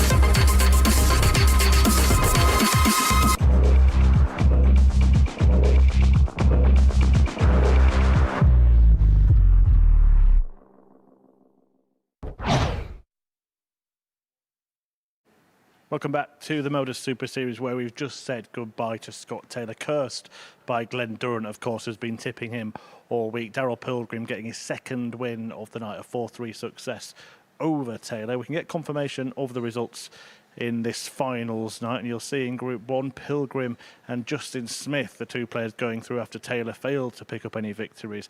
And in Group 2, well, it's interesting, Rob Collins and Dom Taylor have just played. They're kind of playing again, only Denny Aldercoulter is in to bat for Collins. If he wins, then he will eliminate Dom Taylor and take Collins through. But if Taylor wins, then it will be Collins who is heading home. So without further ado, let's get this showdown underway in the company of Glenn Durrant and Henry Deacon. Yeah, thank you very much, Chris, and thank you for throwing me under the bus one more time. The MODUS Super Series gets insightful information from one of the darting gods, Henry Deacon. Well, this is the quite simple scenario. This is knockout darts from here on in as far as Dom Taylor is concerned. This is effectively a quarter-final as far as he is concerned. And yeah, you talk about insightful analysis. Thank goodness Chris Mason is back here in the commentary box next week. There must be someone here who likes me. Thank you. Says that was Denny who was saying that. I can hear him from here. But Denny Aldercoulter in your picture there. Never going to get the headlines this week. First. Game on. Used the word an awful lot. Consistency. And he's just been one of them players. He impressed me from the very first start he threw on Monday morning. He went through that period of difficulty, and that's when you find out more about a person. And then bounced back yesterday with 4 wins out of 4. And 100. Here we see him tonight after a win in the first match 4-1 against Rob Collins. Can he now see out the job? 140. As far as the odds compilers are concerned, Dom Taylor went off the 1-2 heavy favourite. Denny Aldercoulter was the outside at 6-4. 140. But you don't expect Dom Taylor to... I mean, it was an average of just under 90, but you don't expect him to play at the levels he was in the first half of that game twice.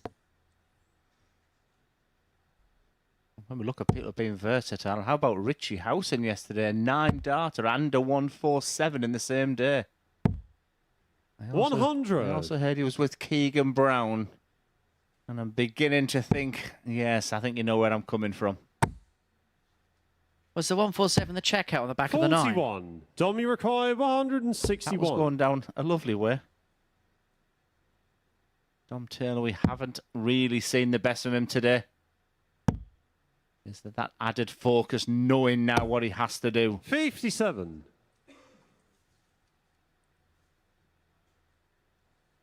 I'll tell you, he's going to get another crack. Aldercoulter back on 220. Ton puts himself down onto 120. Taylor leaving 104 for a 1-0 lead.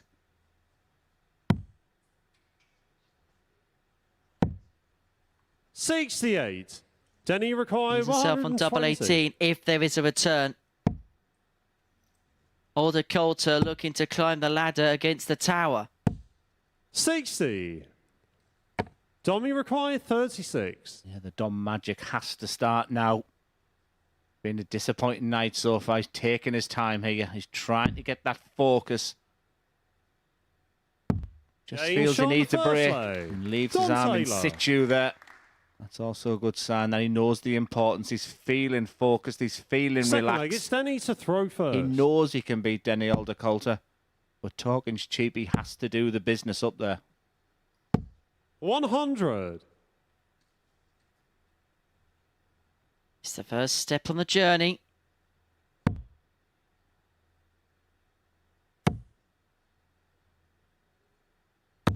$100.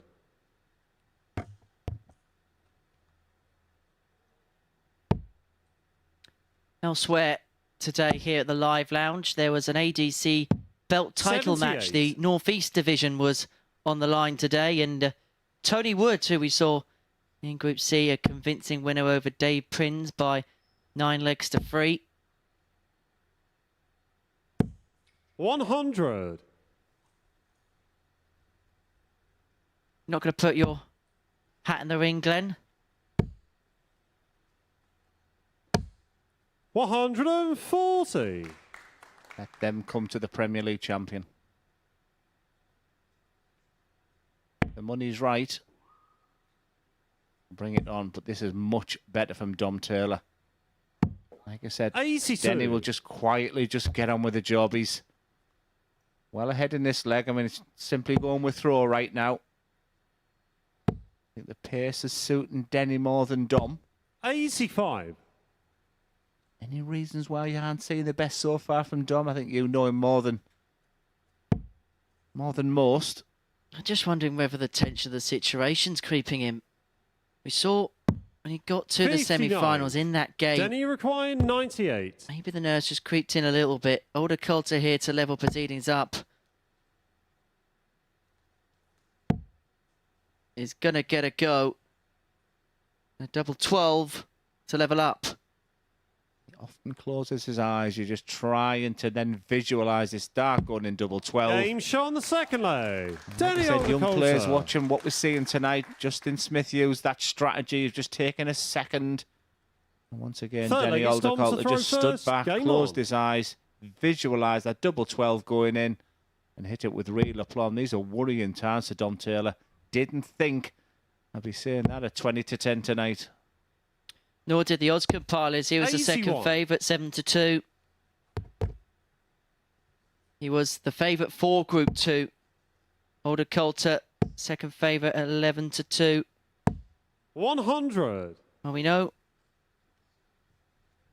already that Darryl Pilgrim is going to be involved in the first semi-final and is going to have the advantage of throw. Justin Smith is going to join him.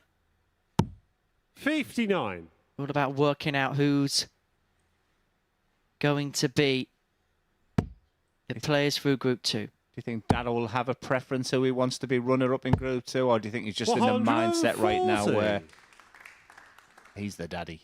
I think when you're playing as well as he is, I think you don't mind who's thrown to you. You'll try and have a go. Although saying that, when he got to Champions Week back in Series 3, he made it through to 59. Champions Night. And he was kind of put on the wrong end of one of the most bizarre turns in Super Series history.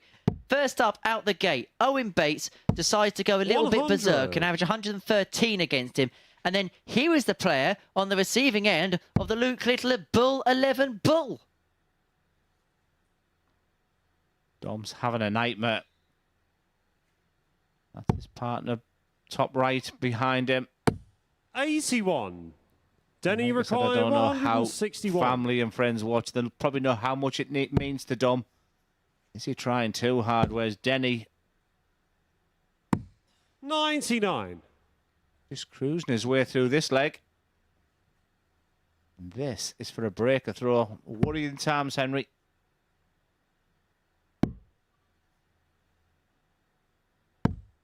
$65. He's back. Denny He requires is beginning 62. to head against the wall because his throw is a double 16 away from being broken. 38. But that was a slip.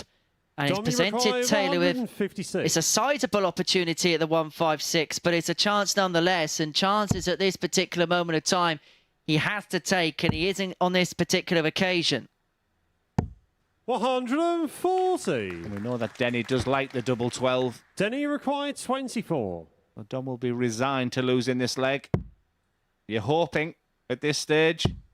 Now you're saying please at this stage. 12. And now you're saying, come on, let's do this. Dommy requires 16. But double 8 has not been kind to Don Taylor tonight. He's missed hatfuls shot on that the third double, but he leg. finally Don finds Taylor. it when he needs it the most to lead 2-1. How is he leading this game? Imagine being in the shoes Fourth of leg, Rob it's Denny Collins to right throw now. First. Game on. Rob Collins does not want to see a Dom Taylor victory, remember. 60. It is Shredsville at the Super Series. You could just see it in the background on the face of Dom Taylor. I dread to think where Rob Collins is and what he's thinking right now. Yeah, that's the Rob Collins family, bottom left, just over the shoulder there, as you can see. Pensive. 60. be cheering this man in your picture now. They'll have been disappointed. Those missed darts at doubles, 16s, 8s, double 12s. 60. Well, the weirdest thing about it from Rob Collins' perspective is he is next door practicing for a game that may never come, because if he goes through, he's going through second place in Group 2, which means he will be playing in the first semi-final against Darryl Pilgrim. Yeah, you've just got to keep believing them. The unfortunate thing, there is a TV in the players' area and they can see exactly what's going on. Like I said, I once chose to go on an athletics track in Wolverhampton when I couldn't watch a game under this type of scenario. When it's out of your hands, it's how people watch it, I'll never know. No wonder you're in such good shape, Glenn. Glenn breathes in.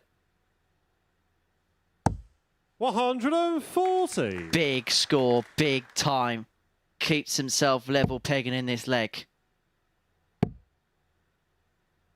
Yeah, I missed my target this 59. week. As you know, I'm off to Tenerife tomorrow and I set a target of losing 4 stone and just missed out. Just today. I now need 4 stone 3 overnight. 84. There's a joke there, Henry. You can smile even if it's sympathetically. Good setup play here from Alder Coulter. Once again, is 140. what a last dart that was. I was looking at the bulls, actually. Likes to use that to leave a 2-darter. Can't be done for Taylor. This is only for a holder throw. But once again, 43. Dom Till will be getting very, very nervous because now we'll be down to a best of 3. This 42 goes. Game shot. Double 16 to level up at 2 apiece. That's the Collins family. They are cheering on. They've got the Dutch flags out. They're Denny Alder Coulter fans.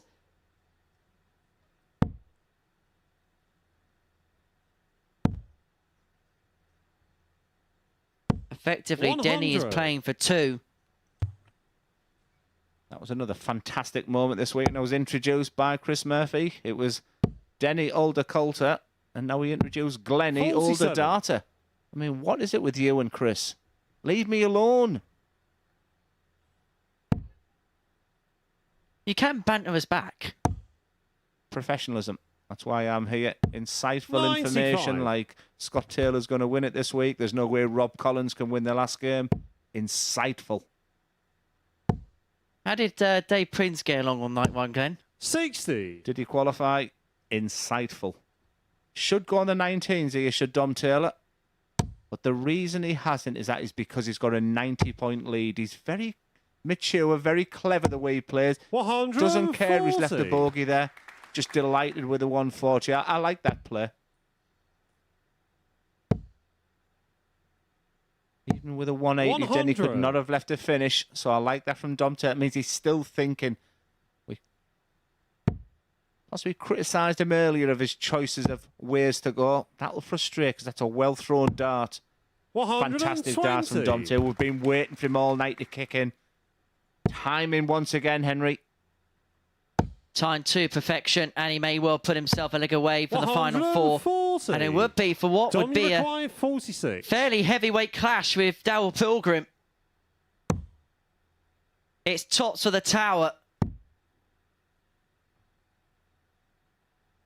Once again, another player taking his time. 26. But not Denny the desired outcome. We have seen so many twists and turns this week. That was potentially another one. It would have been ironic because 44. it was the 157 that set in situ for Rob Collins against Dom Taylor. Dom, you required 20. So double 10 to put himself a leg away from the semi-finals. Game double 10 it is. And Dom Taylor is a leg away. Tight into the group 2. And this man can play a Sick big it's part to in throw it. first. Game The on. guy sat in the players' area, Rob Collins. For Dom Taylor, it's now in his hands. You feel he's on a bit of a free roll with this leg. That's 60. how he'll feel. He knows he has the dart in the last one, but boy, does he like the sound of that score of 60. A 140 here, and he takes a big advantage.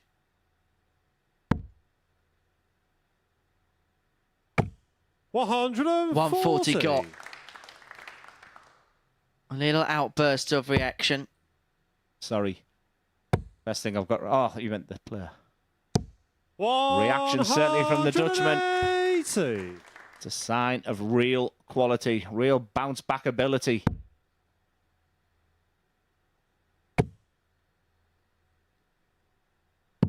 $99.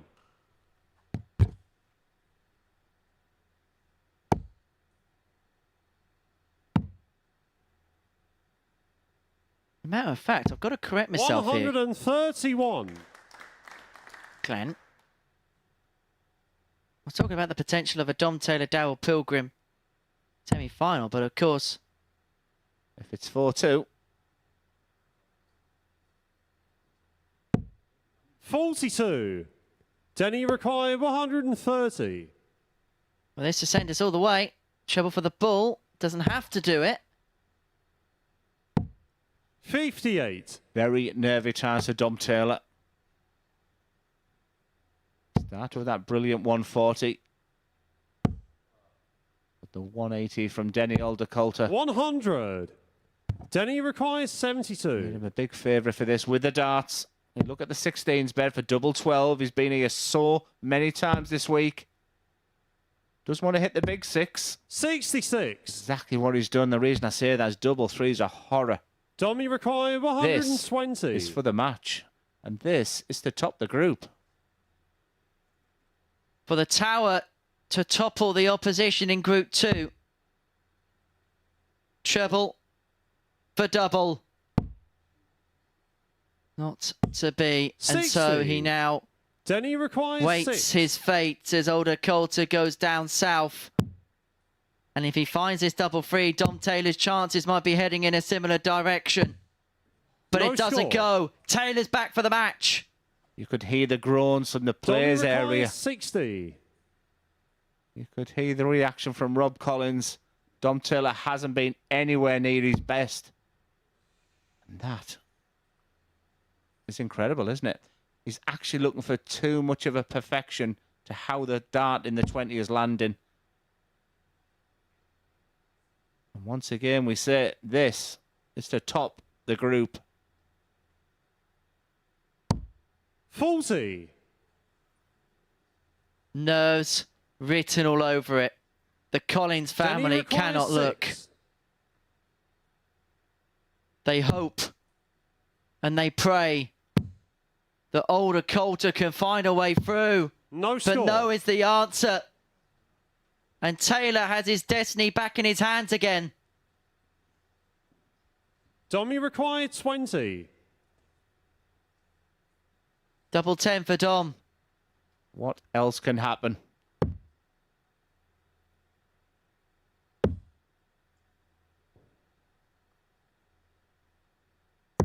Such a shots, tense and the end, match, but Dom Dom Taylor will be in the Taylor. semi-finals, and he will be joined by his opponent in that game, Denny Aldercoulter, who looks and leaves a little frustrated. It's Rob Collins, who will be the player eliminated for Group 2. It wasn't pretty at times for Dom Taylor, but he is through. It's job done in the end. Can he now find his A game? That was a big, big game for him, and a big, big double in the end. Dom Taylor, he's through the semis.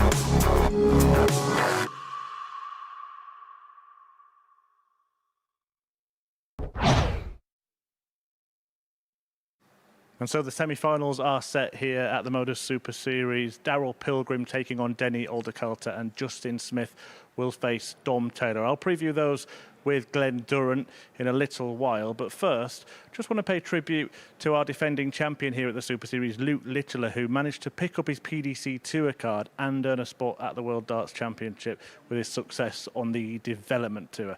And he has given us some brilliant moments here at the Super Series. 27. See if this goes first.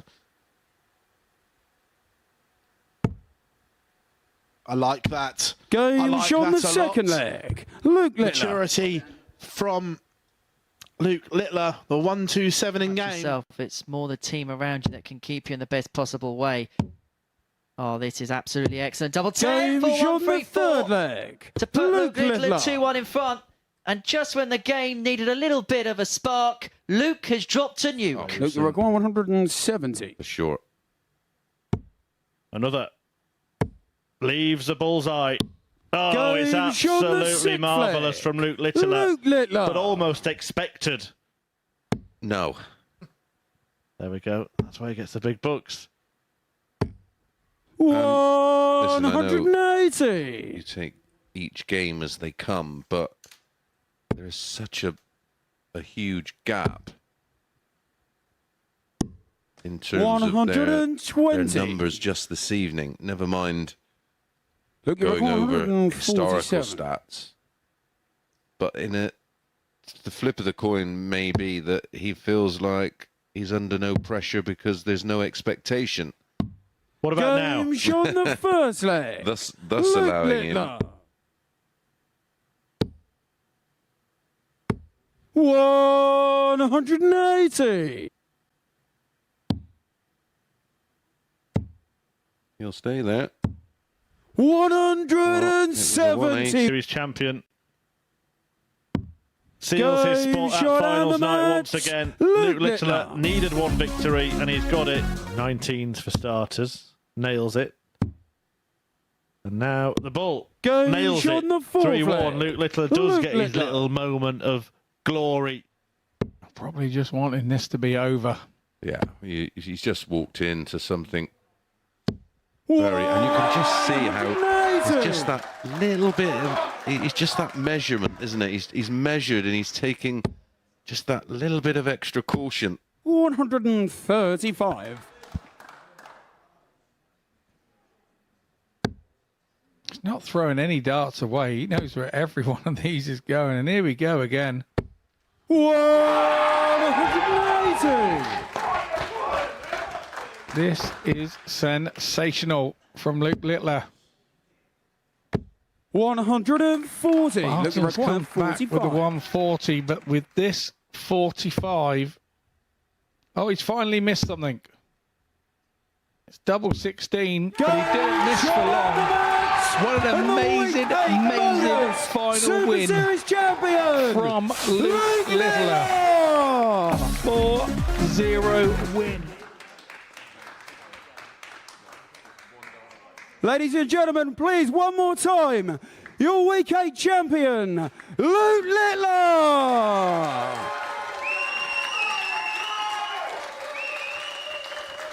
If you look at his record in qualifying for Champions Week, it's rather impressive. 180. And the only person I can think of who reminds me of Steve West is Josh Payne last year, who had this ridiculous record of qualifying for Saturday night every time he came here. Require 82. Matt Clark, another one. Game shot on the second leg. Luke Littler. Little 11 dart hole. Luke require 111. Bull. 11. Game shot on the fifth leg. Luke Littler. What more can be said? That is classic. Or should I say, and I can't believe I'm about to say this, about a 16-year-old boy. Sixth leg, it's Colin to throw first. Luke Littler. He's not far away from qualification. He's one dart away. And that was it. We've got our first on-site check-out of the week.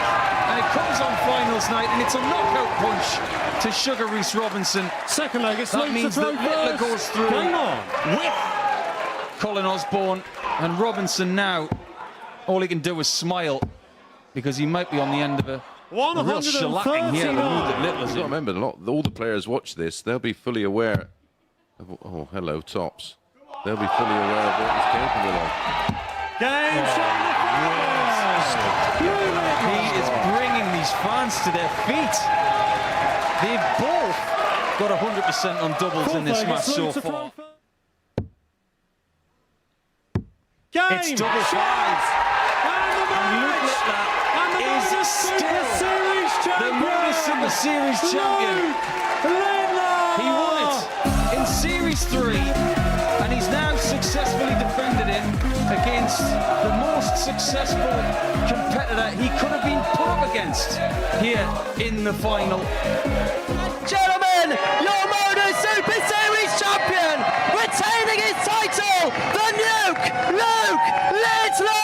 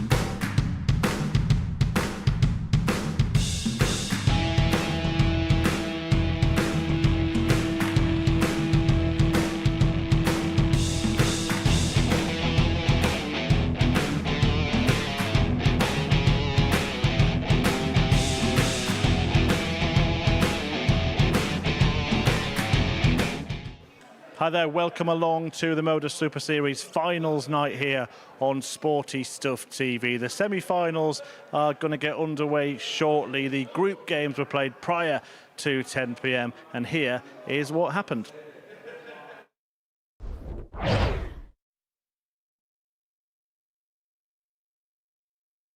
Daryl prefers the double 18 route.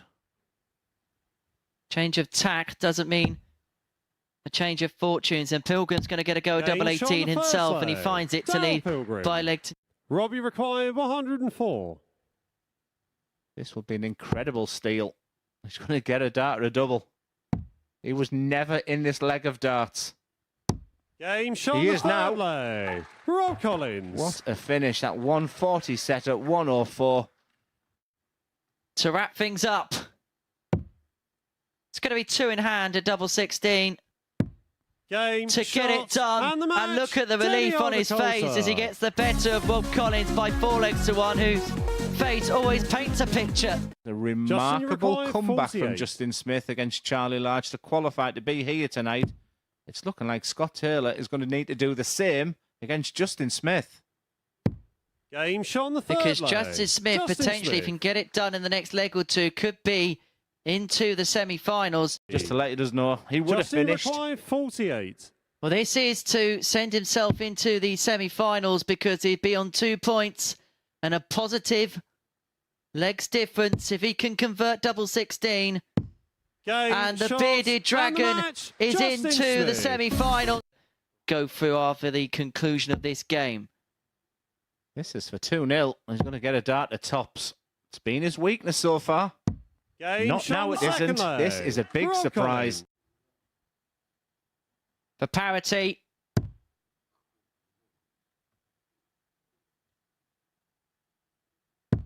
Game shot 2-2. And so it means there will be no 9-dart shootout. This 104 did look inviting.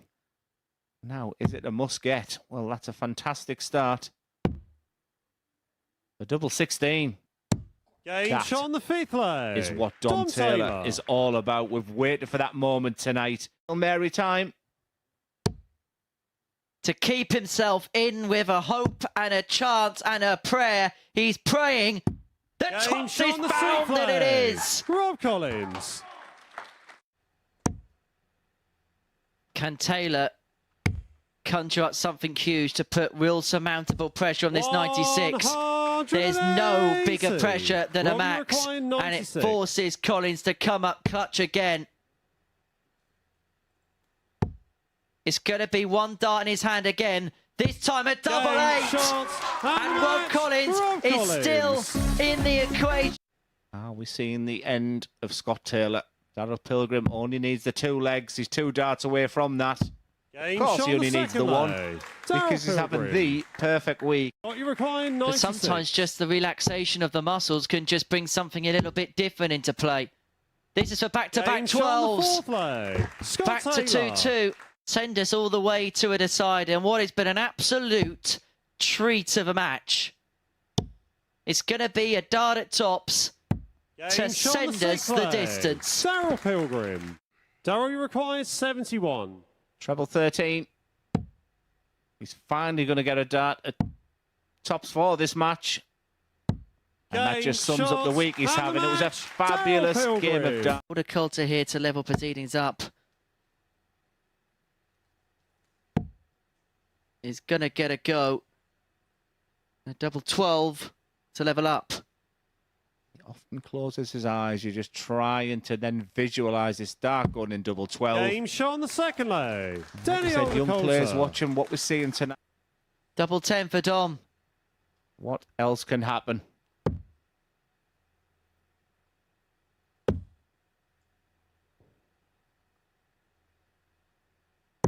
Such a tense end, but Dom Taylor will be in the semi-final. Yeah, that's what happened before viewers on Sporty Stuff TV were able to tune in at the group stage. It's always live, by the way, on the MODUS Super Series YouTube channel, so don't forget to subscribe to follow all the action and exclusive content and interviews on there as well from tomorrow, one with Darrell Pilgrim the morning after the incredible day he had earlier in the week. We'll talk about him more in a moment. We'll just reflect on those results, Glenn. You've been in commentary with Henry Deacon and will be for the remaining matches tonight. It's been a strange night, hasn't it? Let's look at the top 2 results there. Justin Smith looking like he might be out. He then wins his next match better than his defeat and went through. Yeah, that's just the most bizarre Group 2. But just starting in Group 1, then Pilgrim has got that favourite tag about him, but he's managing the expectations, and that's another good sign for what's been a brilliant couple of weeks. Justin Smith was excellent as well. He promised he's going to win it. He's still in the mix. That Group 2 was bizarre. Dom Taylor was the big favourite going into it.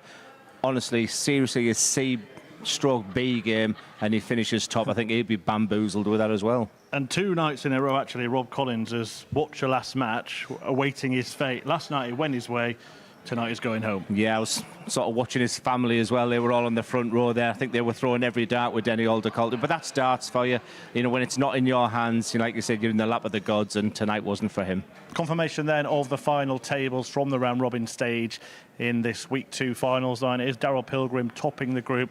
He's had a fantastic week, and it just looks right that he's top of the table, doesn't it? Yeah, it does. He's been, I'll say we've spoke so many positive about him. I'm running out with superlatives, but it's how you manage that, and he's still got 2 big games to go, and Justin Smith looks dangerous also. Yeah, and one win apiece for the players in the bottom group. Rob Collins going out, but Dom Taylor and Denny Aldercoulter going through. Let's just talk about Denny a little bit, because he's kind of gone under the radar at times this week. Yeah, we've said an awful lot in commentary to say just effectively gets on with his job. He's never going to get the headlines.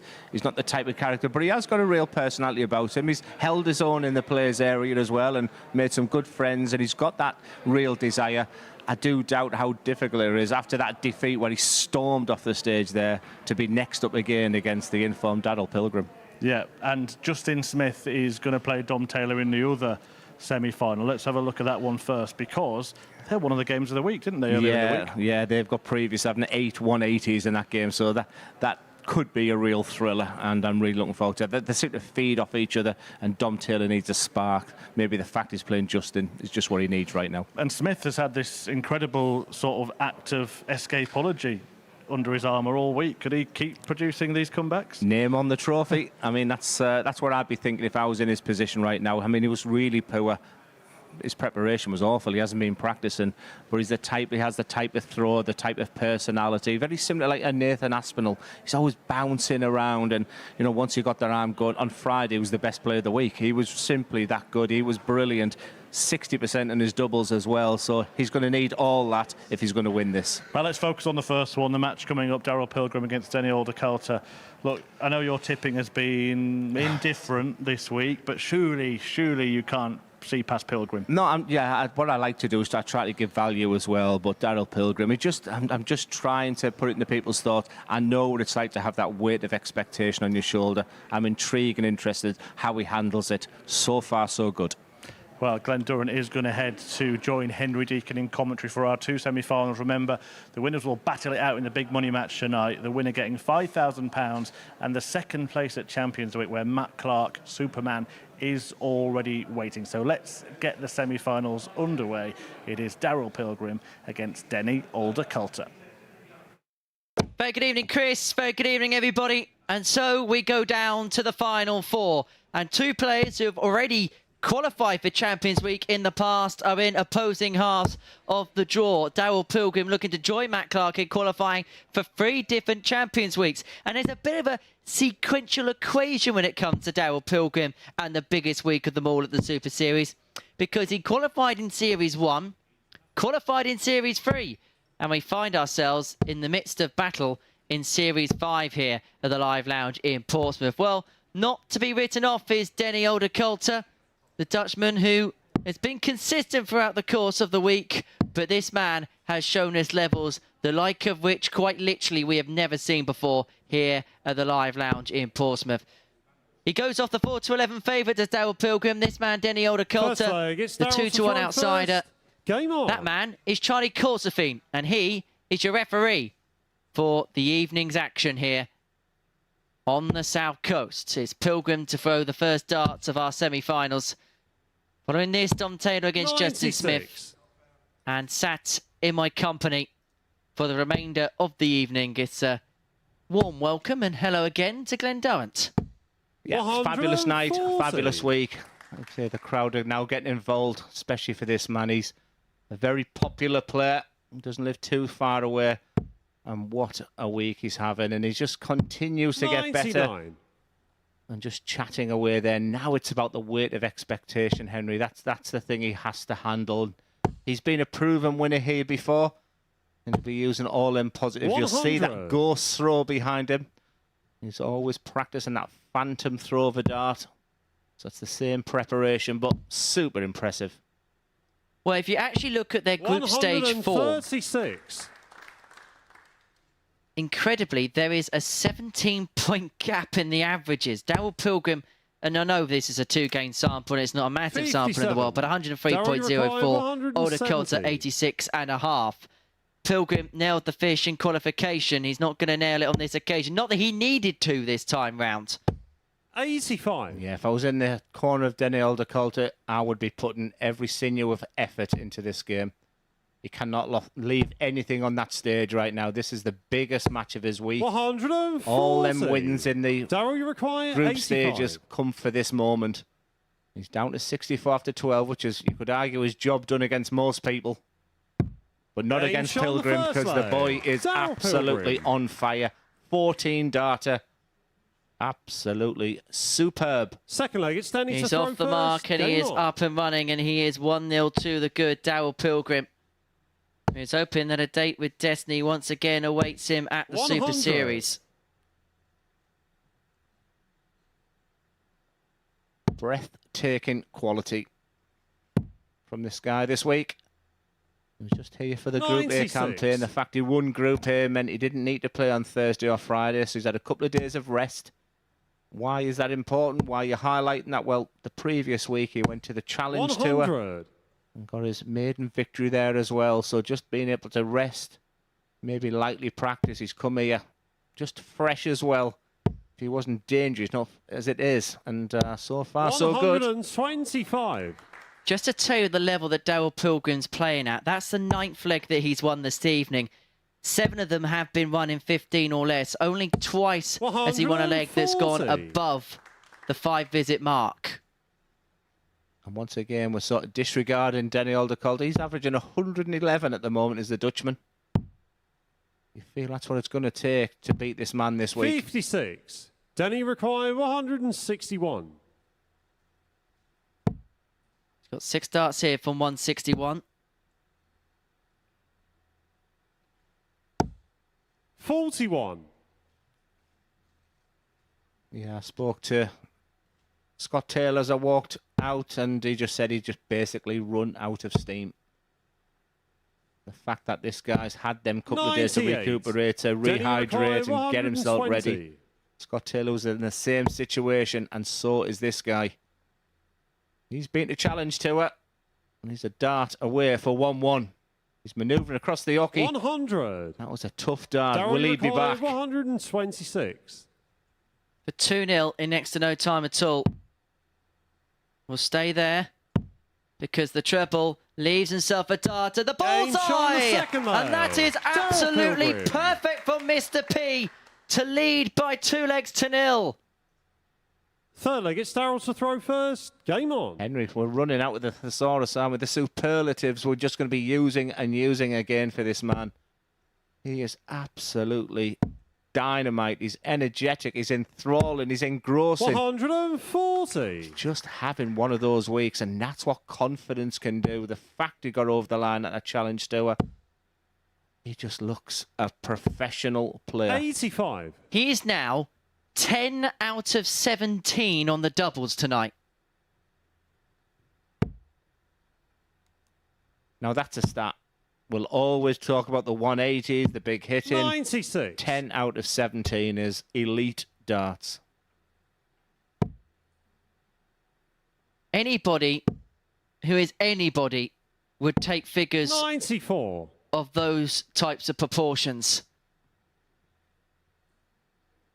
Should go downstairs on 265. Just the one treble 19 needed. There it is. 95. That leaves him the big fish. Let's have 2 in a week, Daryl. There's not other targets you can hit this week. Well, let's reel them off next. I mean, what? Let's just reel them off next. Darryl, Will you stop carping on, Glenn? 170. Good cod.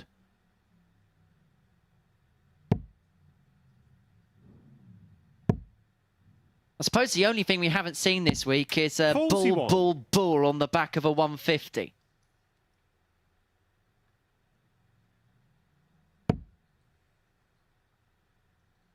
Big score needed.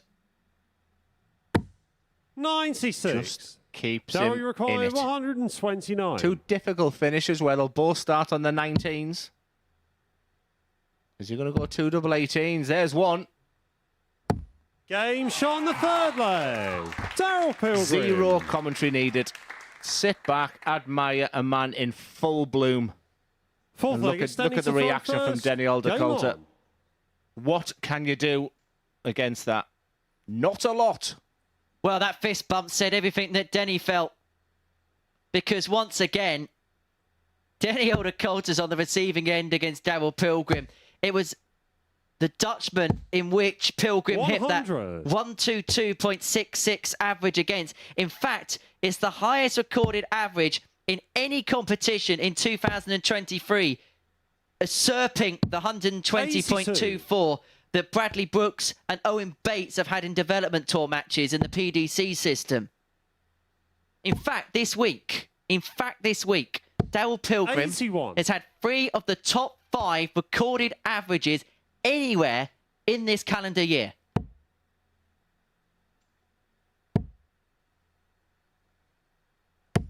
That's what we're watching right now. We're watching something very, very special, but the one last stat is, Henry, is 140. he still hasn't won this competition yet. You'll take a bundle of 80 averages if you can get that prize at the end of it. It could be one of the special weeks of all time here at the MODUS Super Series. We've seen some fantastic memories. That montage of Luke Littler we've just witnessed there. Now we see in the birth there's something very, very special in Daryl Pilgrim, who's a real stalwart here at the MODUS Super Series. 100. But this has to be the best performances put on consistently. Oh, there's never been the like. But as you say, it's irrelevant if he doesn't get over the line. As my dad would say, winners 65. make it happen. Denny require 80.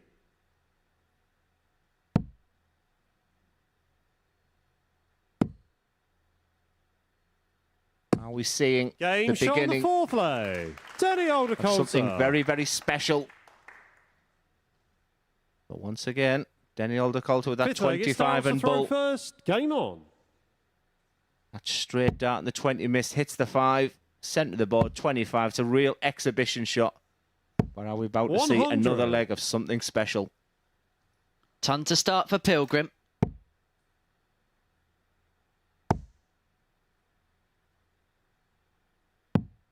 $59. And he has the darts to set himself back up into a final scenario.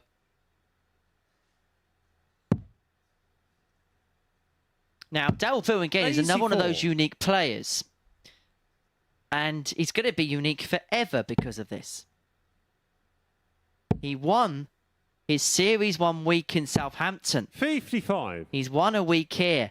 Now, in the Super Series format, there's only 5 players that can hold that title, and if most of them are tour card holders, the likes of Roberto and the likes of Lee Evans. 137. Chaz Barnes will be hoping to do that when he plays at some point in this phase.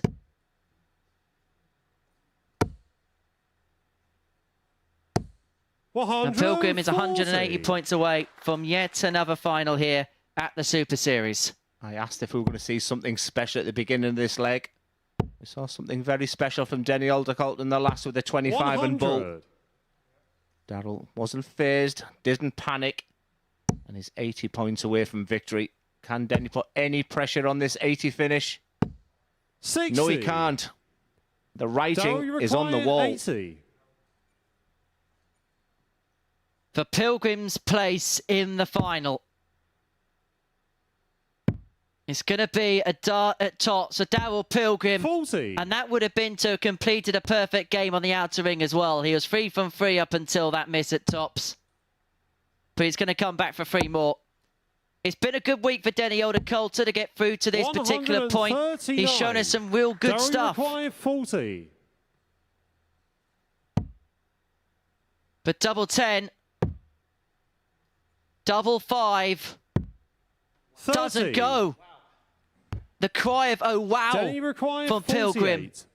And suddenly the unexpected opportunity for Aldercoulter presents itself on double 16. Game shot on the fifth leg. Denny It's not over Aldercoulter. yet. Tales of the unexpected. Sixth leg, it's Denny to throw first. Game on.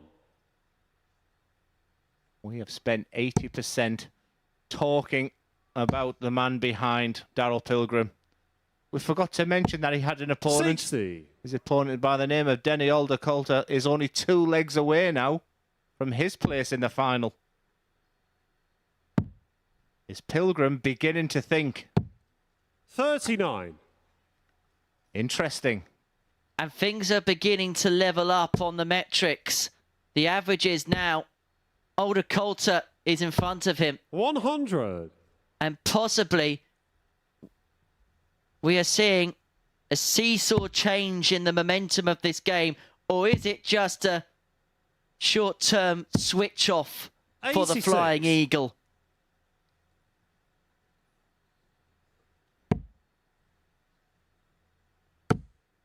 This is incredible. 180. This was not in the conclusion of the story that we wrote. Something is happening here. And it's looking good for 3-3. What is Daryl Pilgrim thinking? He has the darts last leg. 161. Is that going to be the important factor? I take you back to around about 4:45 yesterday when Justin Smith's back was against the wall against Charlie Large. He found something from the gods, really, to reel off 4 legs in succession. And Denny Older-Coulter has been forced to do something likewise. He may be forced to take out the 96. 140. Denny requiring it's 96. the battle of the 96ers now. A Finnish player's life, but even if they don't hit the treble, there's options now. He went for the 2-double-19, so he'll hit the big 17. He threw that last dart, expecting that Daryl is going to finish on this 96 for the match. And his place in the final recovers well with a second dart to give him one at tops. 56. And that is now 5 match darts come and gone for Daryl Pilgrim.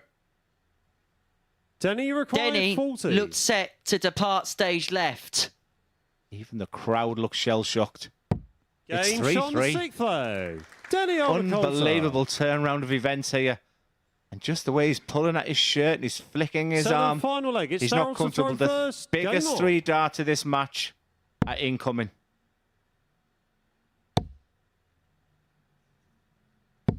$100.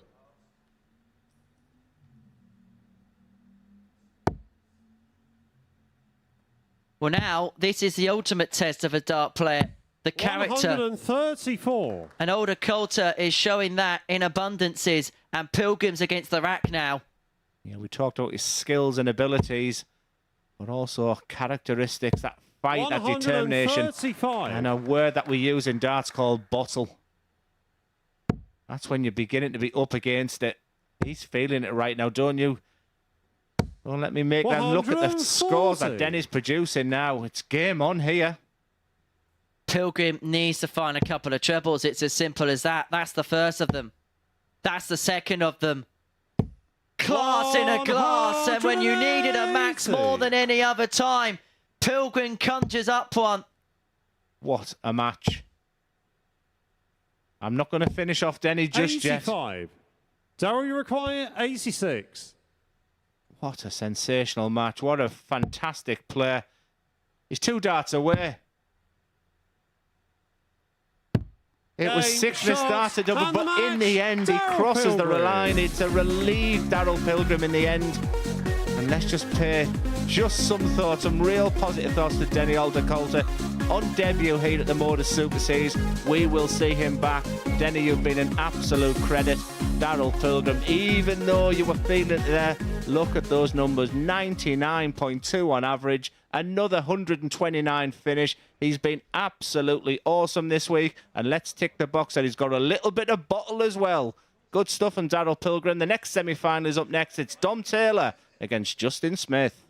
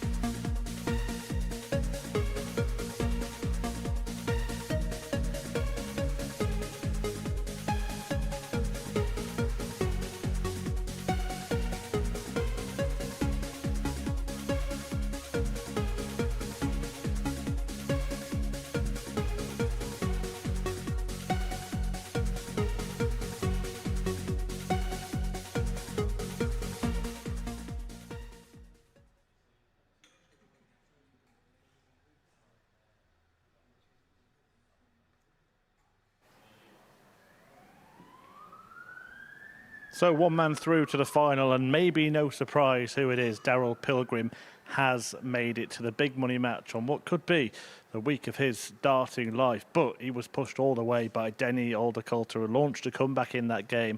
In the end, though, Pilgrim getting through by 4 legs to 3. That's after he'd won both of his group matches against Justin Smith and Scott Taylor. Smith in action in the next semi-final against Dom Taylor, who got through after beating Aldercoulter in his last group game, knocking out Rob Collins. So Taylor and Smith will go head-to-head in the next match. But before we focus on that, we're just going to make you aware of who's going to be in action next week here at the Super Series. It is week 3, and there are some familiar names on there. Fallon Sherrick, the Queen of the Palace, returns to the live lounge. John Henderson is back in Group A as well, along with the ADC Europe reps Moreno Michaels, Marco Cantella, James Hurrell, and Adam Lipscomb, a local talent. In Group B, Sean McDonald, the Scotsman, Ryan Finesse and Scott Marsh, and another ADC qualifier in Sam Cromwell, Darren Johnson, the Yorkshireman, and Scott Baker, the quick fire thrower. Great lineup for week 3, and they'll be looking to join what will be 2 players at Champions Week at the end of this evening. Matt Clark made it last week. It will be Pilgrim, Taylor or Smith tonight, and Dom Taylor and Justin Smith are just preparing for the second semi-final, so we're going to find out a little bit more about the players.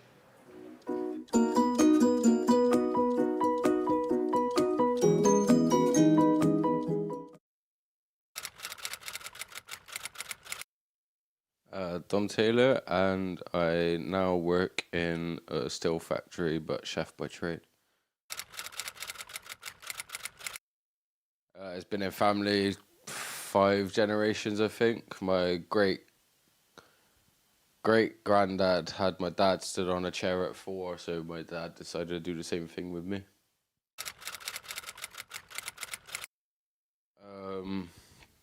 Probably get my first title, so development tour winner.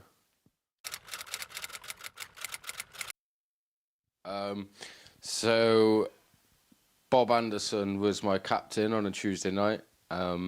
He had I think he was at a Target launch or something, and he was chatting to Phil, and he said about me playing for him and that I was so tall and was looking for a nickname. And so Phil was talking with him, said, what's his last name again? Taylor. And Phil then said, the Tower.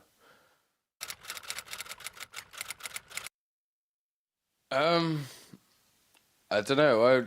I would probably no professionals, but for bringing me up towards the way he did, my dad, because he got me into it, and I've now had the success I have.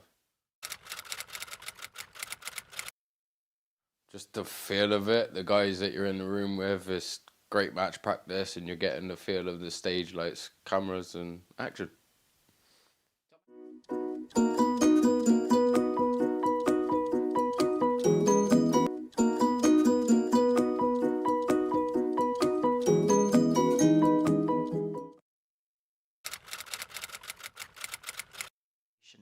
Justin Smith, and I'm a Tyler. My mum's ex-boyfriend, when I was about 8 years old, he used to play every sort of week or whatever, and then, yeah, just got it from him, really. I'd say probably winning one of these on a Saturday night, probably, yeah. Myself. But no, apart from that, maybe Gezi, just because he's Welsh. Why yourself? I don't know. I don't know, I always look to do better myself, so yeah, I just achieved to try and do better. It was a competition on Twitter that my sponsor done, or whatever, and he said whoever gets a set of darts. So yeah, I picked what he said, and it was a bearded dragon. So obviously got a beard and then Welsh dragon, isn't it? Not the interviews. They're awful. I don't know, just with all the boys in the room, you know, it's a good laugh in there, and we all enjoy it. So yeah, it's a good laugh in there.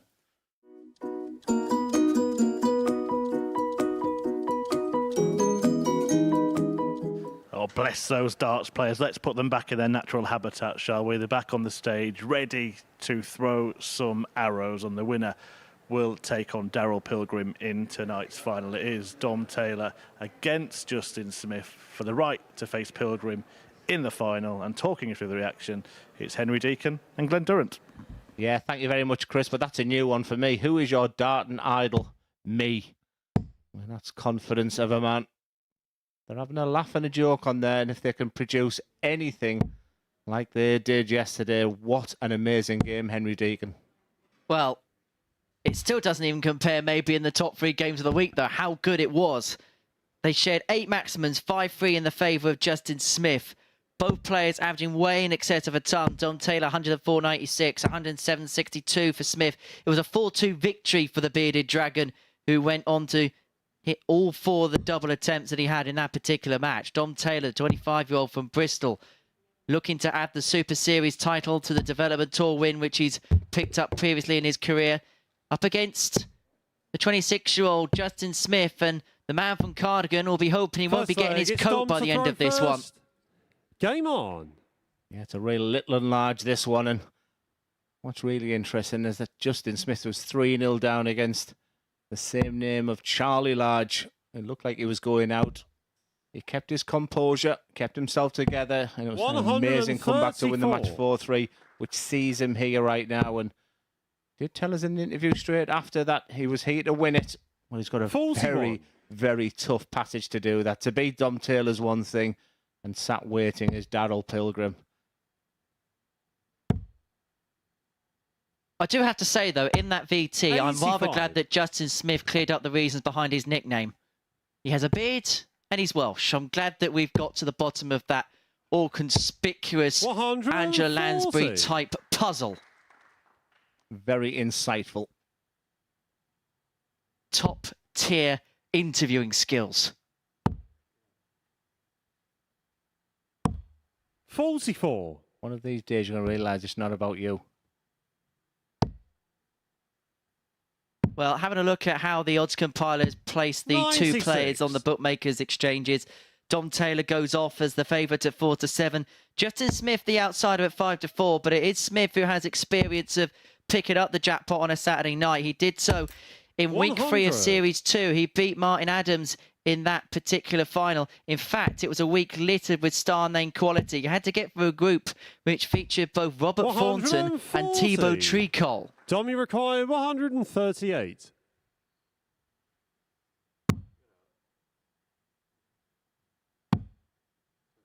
Well, 62 left, so treble 10 he should be thinking, just double checking with the referee there, which you can do. 106. We've yet to see the best of Dom Taylor tonight. Incredibly, he topped the group. These are the types of moments. Double 11. 62. Look at the width of the wire. 32. It could be, should be 1-0. However, double 8 has been a love-hate kind of ordeal for Dom Taylor tonight. Yeah, he's looking at the top part of that double 8 there. Not interested in the bottom part. Game shot on the first leg. And that is a dart and a half, because really, with the way he had to move across the hockey there, he's thrown a dart from somewhere that you don't often throw it from. And that was in the lap of the gods. And when they go plumb, you just, it's more relief. And that wire of the double 11, Justin Smith is going to, once again, have to win it the hard way. But how many times have we said that this week? Well, and this is the other thing as well, in regards to Justin Smith. Because of the situation that he was in, firstly overnight on Thursday, where he was 4 points behind, and then going into the second day when he's 3-0 down to Charlie Large, anything he does this week is an absolute bonus. He shouldn't be here, but he is here, and he's still in the fight in the equation. You get players, though, where second best is not good enough. You know, getting to a semi-final, I don't think he drives home and thinks, oh, well, I've seen the positives.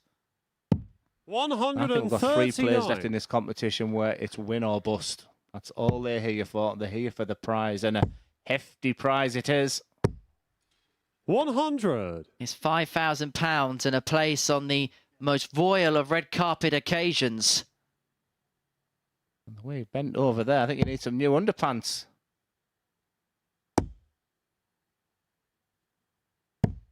140. Justin, you require 161. A lot of players are going downstairs and like making their way up now. 59. We've been waiting for the best Dom, of Dom Taylor, 82. now getting it. You look at the centre of the board for a big 17. And it's tops for 2-0. Game shot on the second leg. And 2-0 it is, and it feels like Dom Taylor has awoken from the slumber in which he was suffering towards the middle portion of the first portion of the night. Justin Smith has had his back against the wall already this week. He knows what it's like to come back from these situations. Yeah, we talked about peaking at the right time, and Dom Taylor has been demonstrating his B game for most of the night. Is he peaking at the time? What a mouth-watering game that would be at the end. Dom Taylor, an 8-game Tom Taylor against the most outstanding 41. Darrell Pilgrim. That will be an absolute cracker. However, if Justin Smith's going to hang on to maybe something, how much are you a man of sequences, Glenn? As Dom Taylor piles in a max. I try to forget sequences. I try to forget putting the right socks on.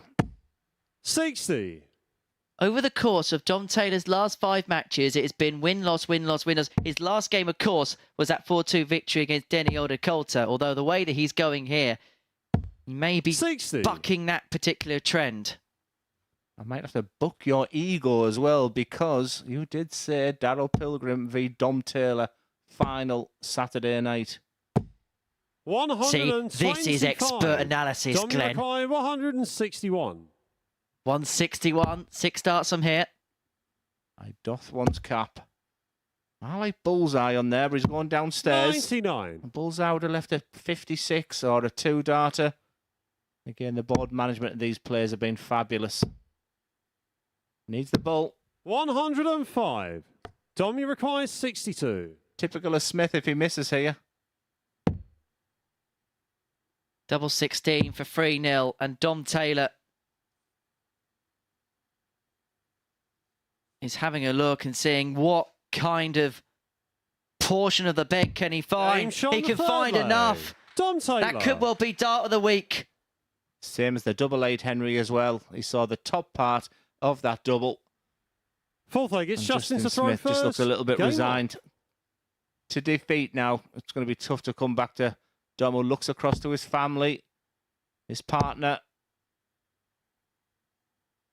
But Justin Smith has been here 100. before. He was 3-0 down to Charlie Large yesterday and conjured up a way of winning 4-3, doing so with a 110 outshot to get over the line. But 60. up against him, you are facing a 15-dart magnet that is Dom Taylor. 15, 15, 15, 45 darts to take us to this point. Yeah, I used to love 15 darts. It's a bit like the 101 finish, the 100, 100, 101. It's a clear indication to yourself. You know you're playing extremely well. And like I said, the next phase after that is your 42. 12 to 15 darts. That's what he may need against Darrell Pilgrim. What a mouth-watering game. However, the proposition of Dom Taylor is a much different task to the previous time that he pulled off the Houdini escapology card. But this may be an escape from Alcatraz again for Justin Smith.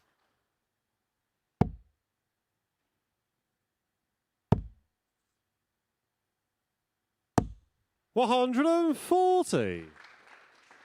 The Dragon needs to fire up. Taylor's left something for the match. 134. Smith is thinking, why can't we start the match now? He's found his line and length, his rhythm. This is for the match. Doesn't go this time, and so Smith is back to pull 97. One on the board to be the first step Justin, you require on a journey 45. of 1,000 miles. If he can find the 45 and to stop the Taylor juggernaut.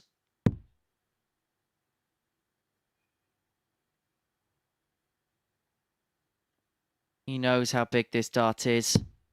13. He knows how big that miss is.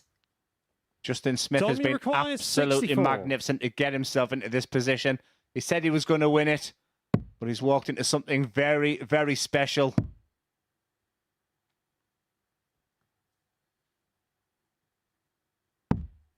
But the bearded dragon has been toppled by the tower as Taylor moves forth to the final and sets up a heavyweight clash with Daryl Pilgrim. A mark of respect from the pair, two friends on and off the hockey, but it is Taylor who wins the battle, doing so in 60 darts. 100.2 is the most clearest sign of consistency you will see in the sport. As for Justin Smith, a 93 average, 3 missed darts at a double. It's been another solid campaign for him, but it comes to an end here. And so it will be Pilgrim against Taylor for the bragging rights, for the title, for a place at Champions Week next.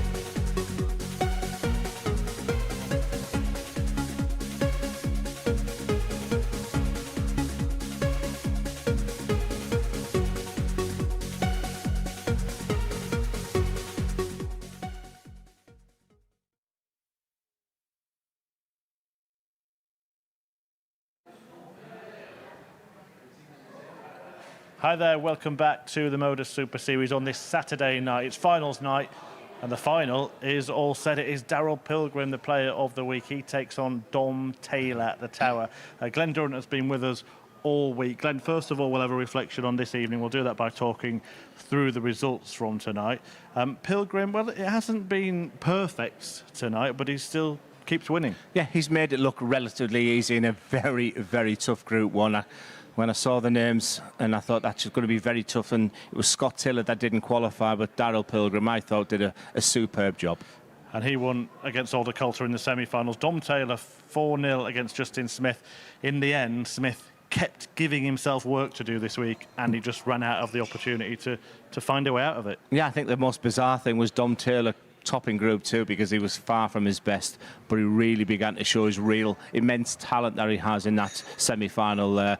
This is a mouth-watering final. Yeah, we'll preview that a little bit more in a moment. I did show you last week's players a little early, but I want to get Glenn Durrant's reaction to next week's players right now. So Glenn, Fallon Sherrick, John Henderson, all in Group A this week. It's going to be a remarkable group. Yeah, Group A. And James Hurrell, the England captain as well in the WDF system as well. Let's not write him off. And Marco Cantelli, I mean, there's a name, a real character, a real stalwart of Finnish darts as well. That is a wonderful... And Henry Deegan downstairs has said Adam Lipscomb as well as a real chance. And I haven't seen Marino Michaels for a long time. It's a good Group A. You're not going to be with us next week, are you, Glenn?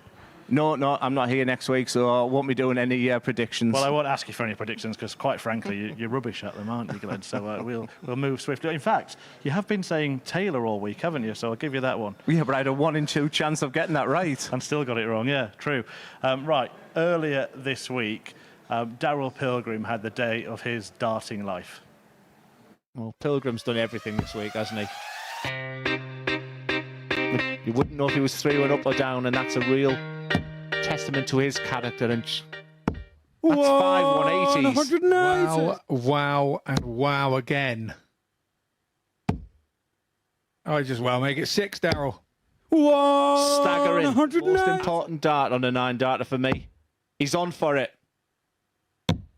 It's double 18. It's the perfect 9-darter. He's been threatening all day. Daryl Pilgrim, what a sensational finish. The MODUS Super Series HQ. 180 for the match. And record-breaking darts. Double 16. It's destructive. It's Daryl Pilgrim with a record average here at the MODUS Super Series of 122.69. Have it.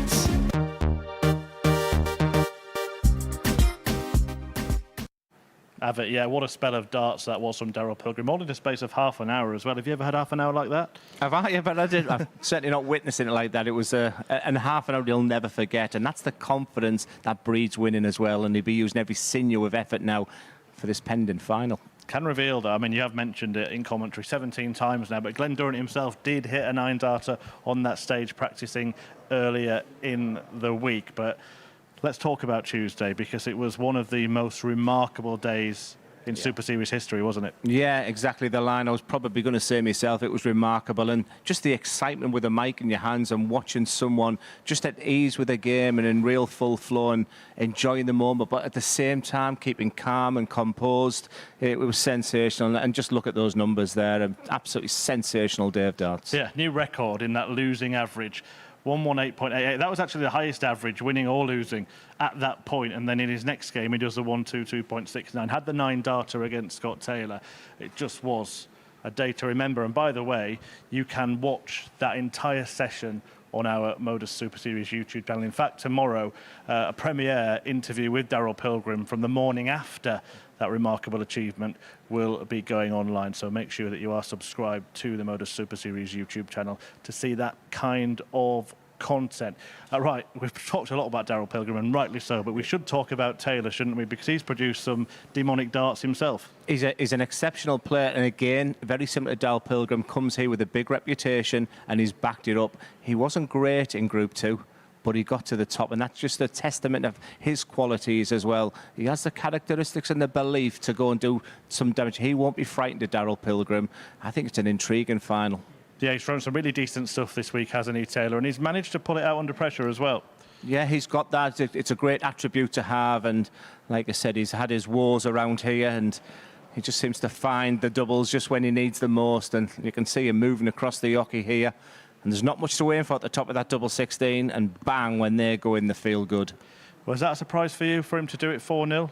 I just can never read Justin Smith. I think he just sort of peaked at the wrong time. You really want to peak in the final as it goes now. Justin Smith had that incredible day yesterday and had real moments again, but just sort of fell flat in that semi-final. But a good week by him. It's built up quite nicely, hasn't it? Both players put in very good performances in those semi-finals. High 90s for Pilgrim. Taylor actually averaged over 100. This has all the ingredients to be a fantastic final. This is not all about Daryl Pilgrim. It'd be no surprise to me if Dom Taylor wins this match. It feels like, though, doesn't it, that it would be the icing and the cherry on the cake for Daryl Pilgrim. I'm trying to think what else he could do this week. Even the 170 finish as well to complement that. And as I said in comms, he hasn't won this competition yet.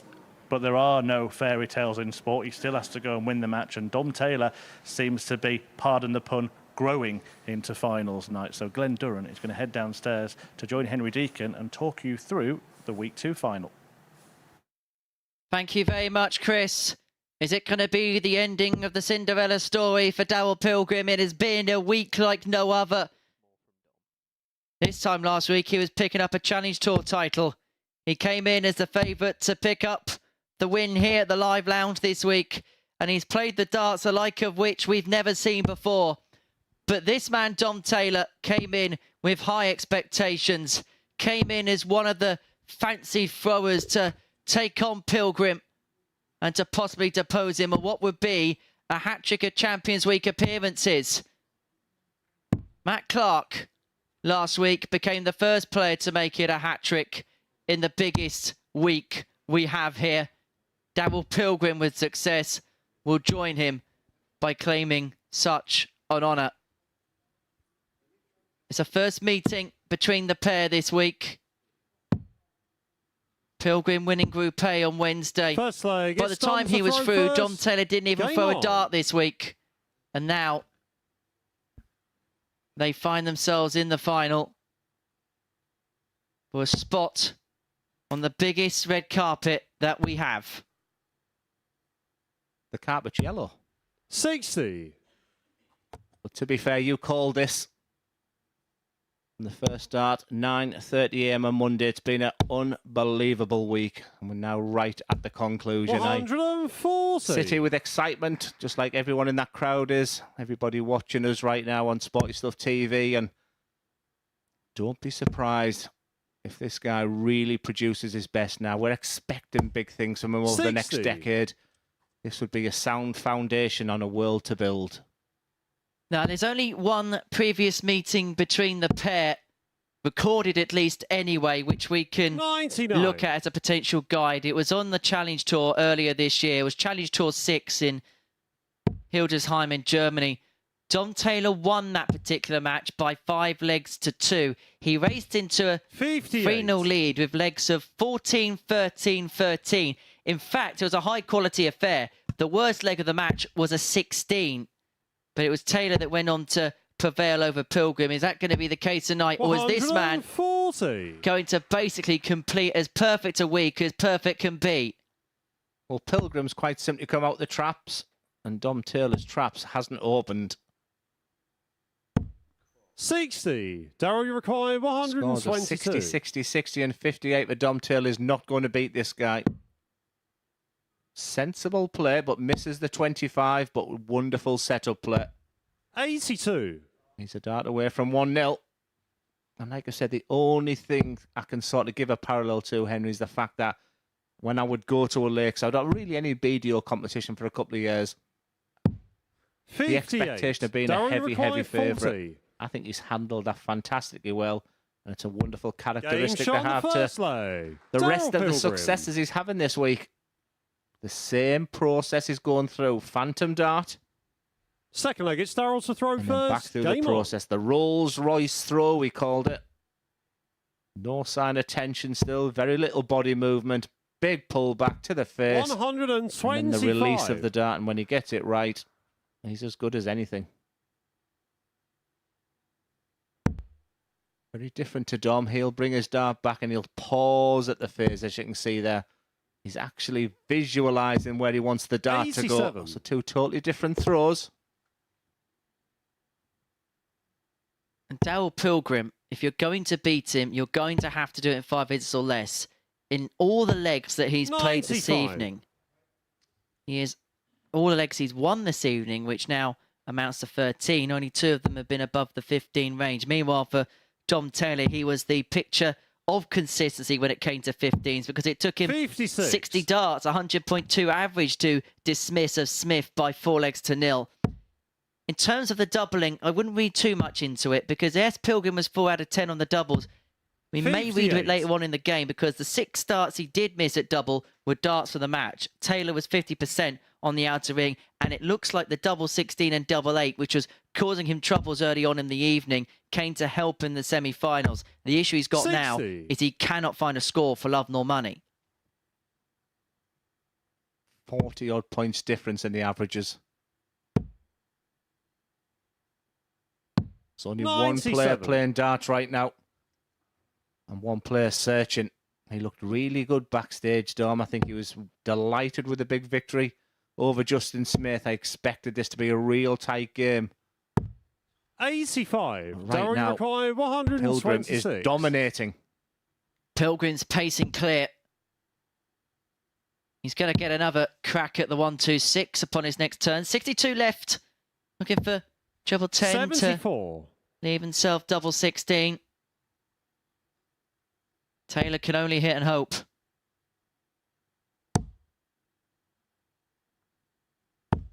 $100. Daryl, you require 52. 2 darts for 2-0.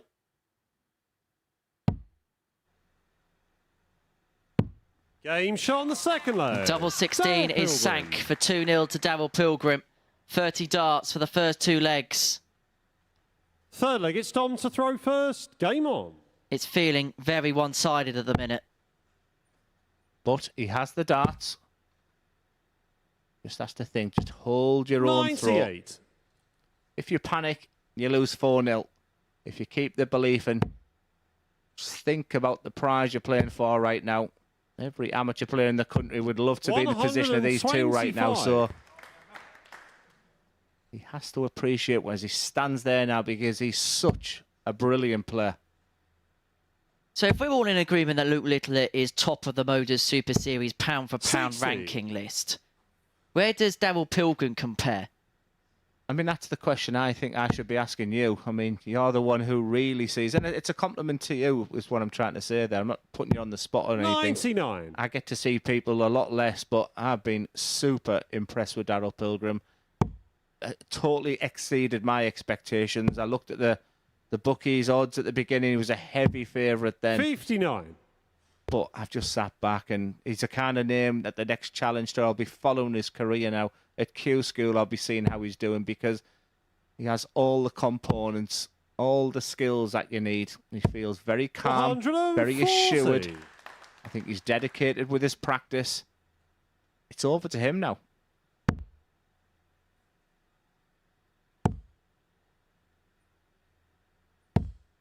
$100. Daryl, you require 137. To put himself 3-0 to the good and to put himself a leg away.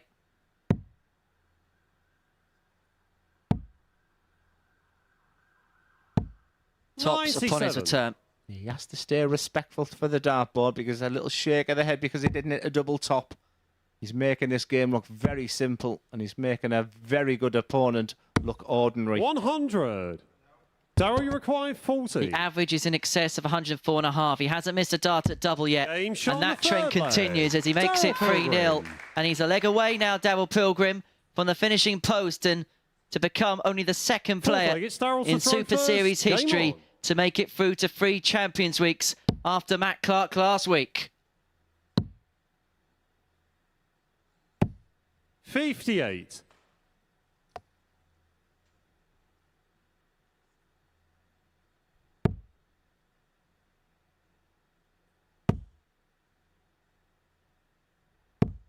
$100. He's a leg away now, Glenn. Just sat back and admiring it. You know, sometimes you hear commentators going on and on and on. It's just a case of letting the darts do the talking right now. It's just a joy, Henry, to watch a player in full bloom playing his best dart, being confident, making the game look ridiculously easy. You get them moments in your darting life And I think Daryl Pilgrim's had one of these weeks, and it's just a fantastic catalyst for him to move forward now. And you look at that throw, not a lot can go wrong if he can keep nice and sweet. 134. You're just going in with real authority, my friend. He's closing in. And Dom Taylor, who's had such a good week up until this point, it looks like it's going to come up short in the final. He's got one step further than his previous appearance in finals night. But it looks as if he is going to have to play the role of bridesmaid 59. On this particular occasion. Yeah, when you make an opponent as good as Dom Taylor, not even get a dart or a double. That just shows you how clinical Daryl Pilgrim's been and continues to go through his same process. 134. Phantom dart, he walks to the Derry hockey. required 150. You did say you haven't seen the 3 bulls yet. But can Pilgrim finish in style? Finish with a flourish. And Mr. P's perfect week has its fairy tale ending as the Flying Eagle lands a hat-trick of Champions Week appearances. He was the favourite from the onset. He broke record after record. He hit a 9-dart finish, a big fish outshot. And now he's Champions Week bound with an average of 103.66 in the final. 4 out of 4 when it came to the doubling. Daryl Pilgrim with a special week, a special performance to round things off. As for Dom Taylor, he played some immaculate darts to get to this point. He played pretty much the immaculate game against Justin Smith in the semi-finals. 60 darts to secure his place in this particular occasion. But when it came to the big occasion, it was the big man who has come up with a big prize. Daryl Pilgrim, Challenge Tour winner last week, the Super Series winner this week. And he's on stage now talking to Chris Murphy. He's indeed, Daryl. Congratulations. What a week. Started with that first Challenge Tour win last weekend, and you end up here after a record-breaking week as a champion. Yeah, it's not been a bad 8-9 days, is it? I'm over the moon. Absolutely brilliant. Would it have been a bit of an anticlimax, bearing in mind what you've done earlier in the week, to have not won the title tonight? Yeah, that's the trouble with, obviously, what I did on Tuesday and Challenge Tour the weekend. If I hadn't won tonight, it wouldn't have meant anything, to be honest. If you consider your future in darts, you passed here at the Super Series, how big a week has this been in your career? Yeah, absolutely massive, to be honest. Another shot at that Champions Week, so absolutely massive. And how big could it be? Because it looked like you came here with a lot of confidence, having won the Challenge Tour. How much confidence do you take out of what you've now done this week? It's literally buzzing out my head, the way I've thrown this week, with the Challenge Tour win as well. It's the best I've ever thrown in a week's space. Best I've ever thrown.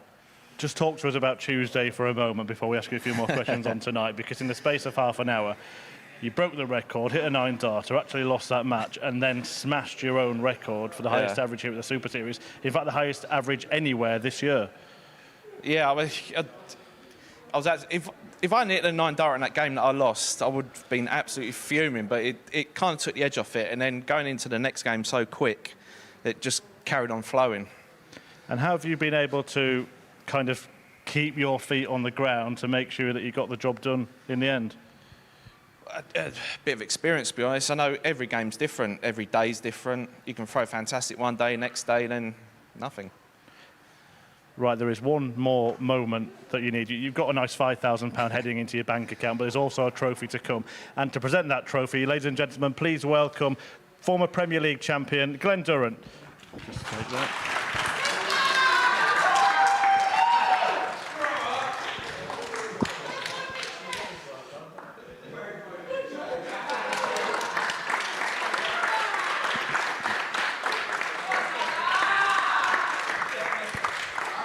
One more time for Daryl Pilgrim.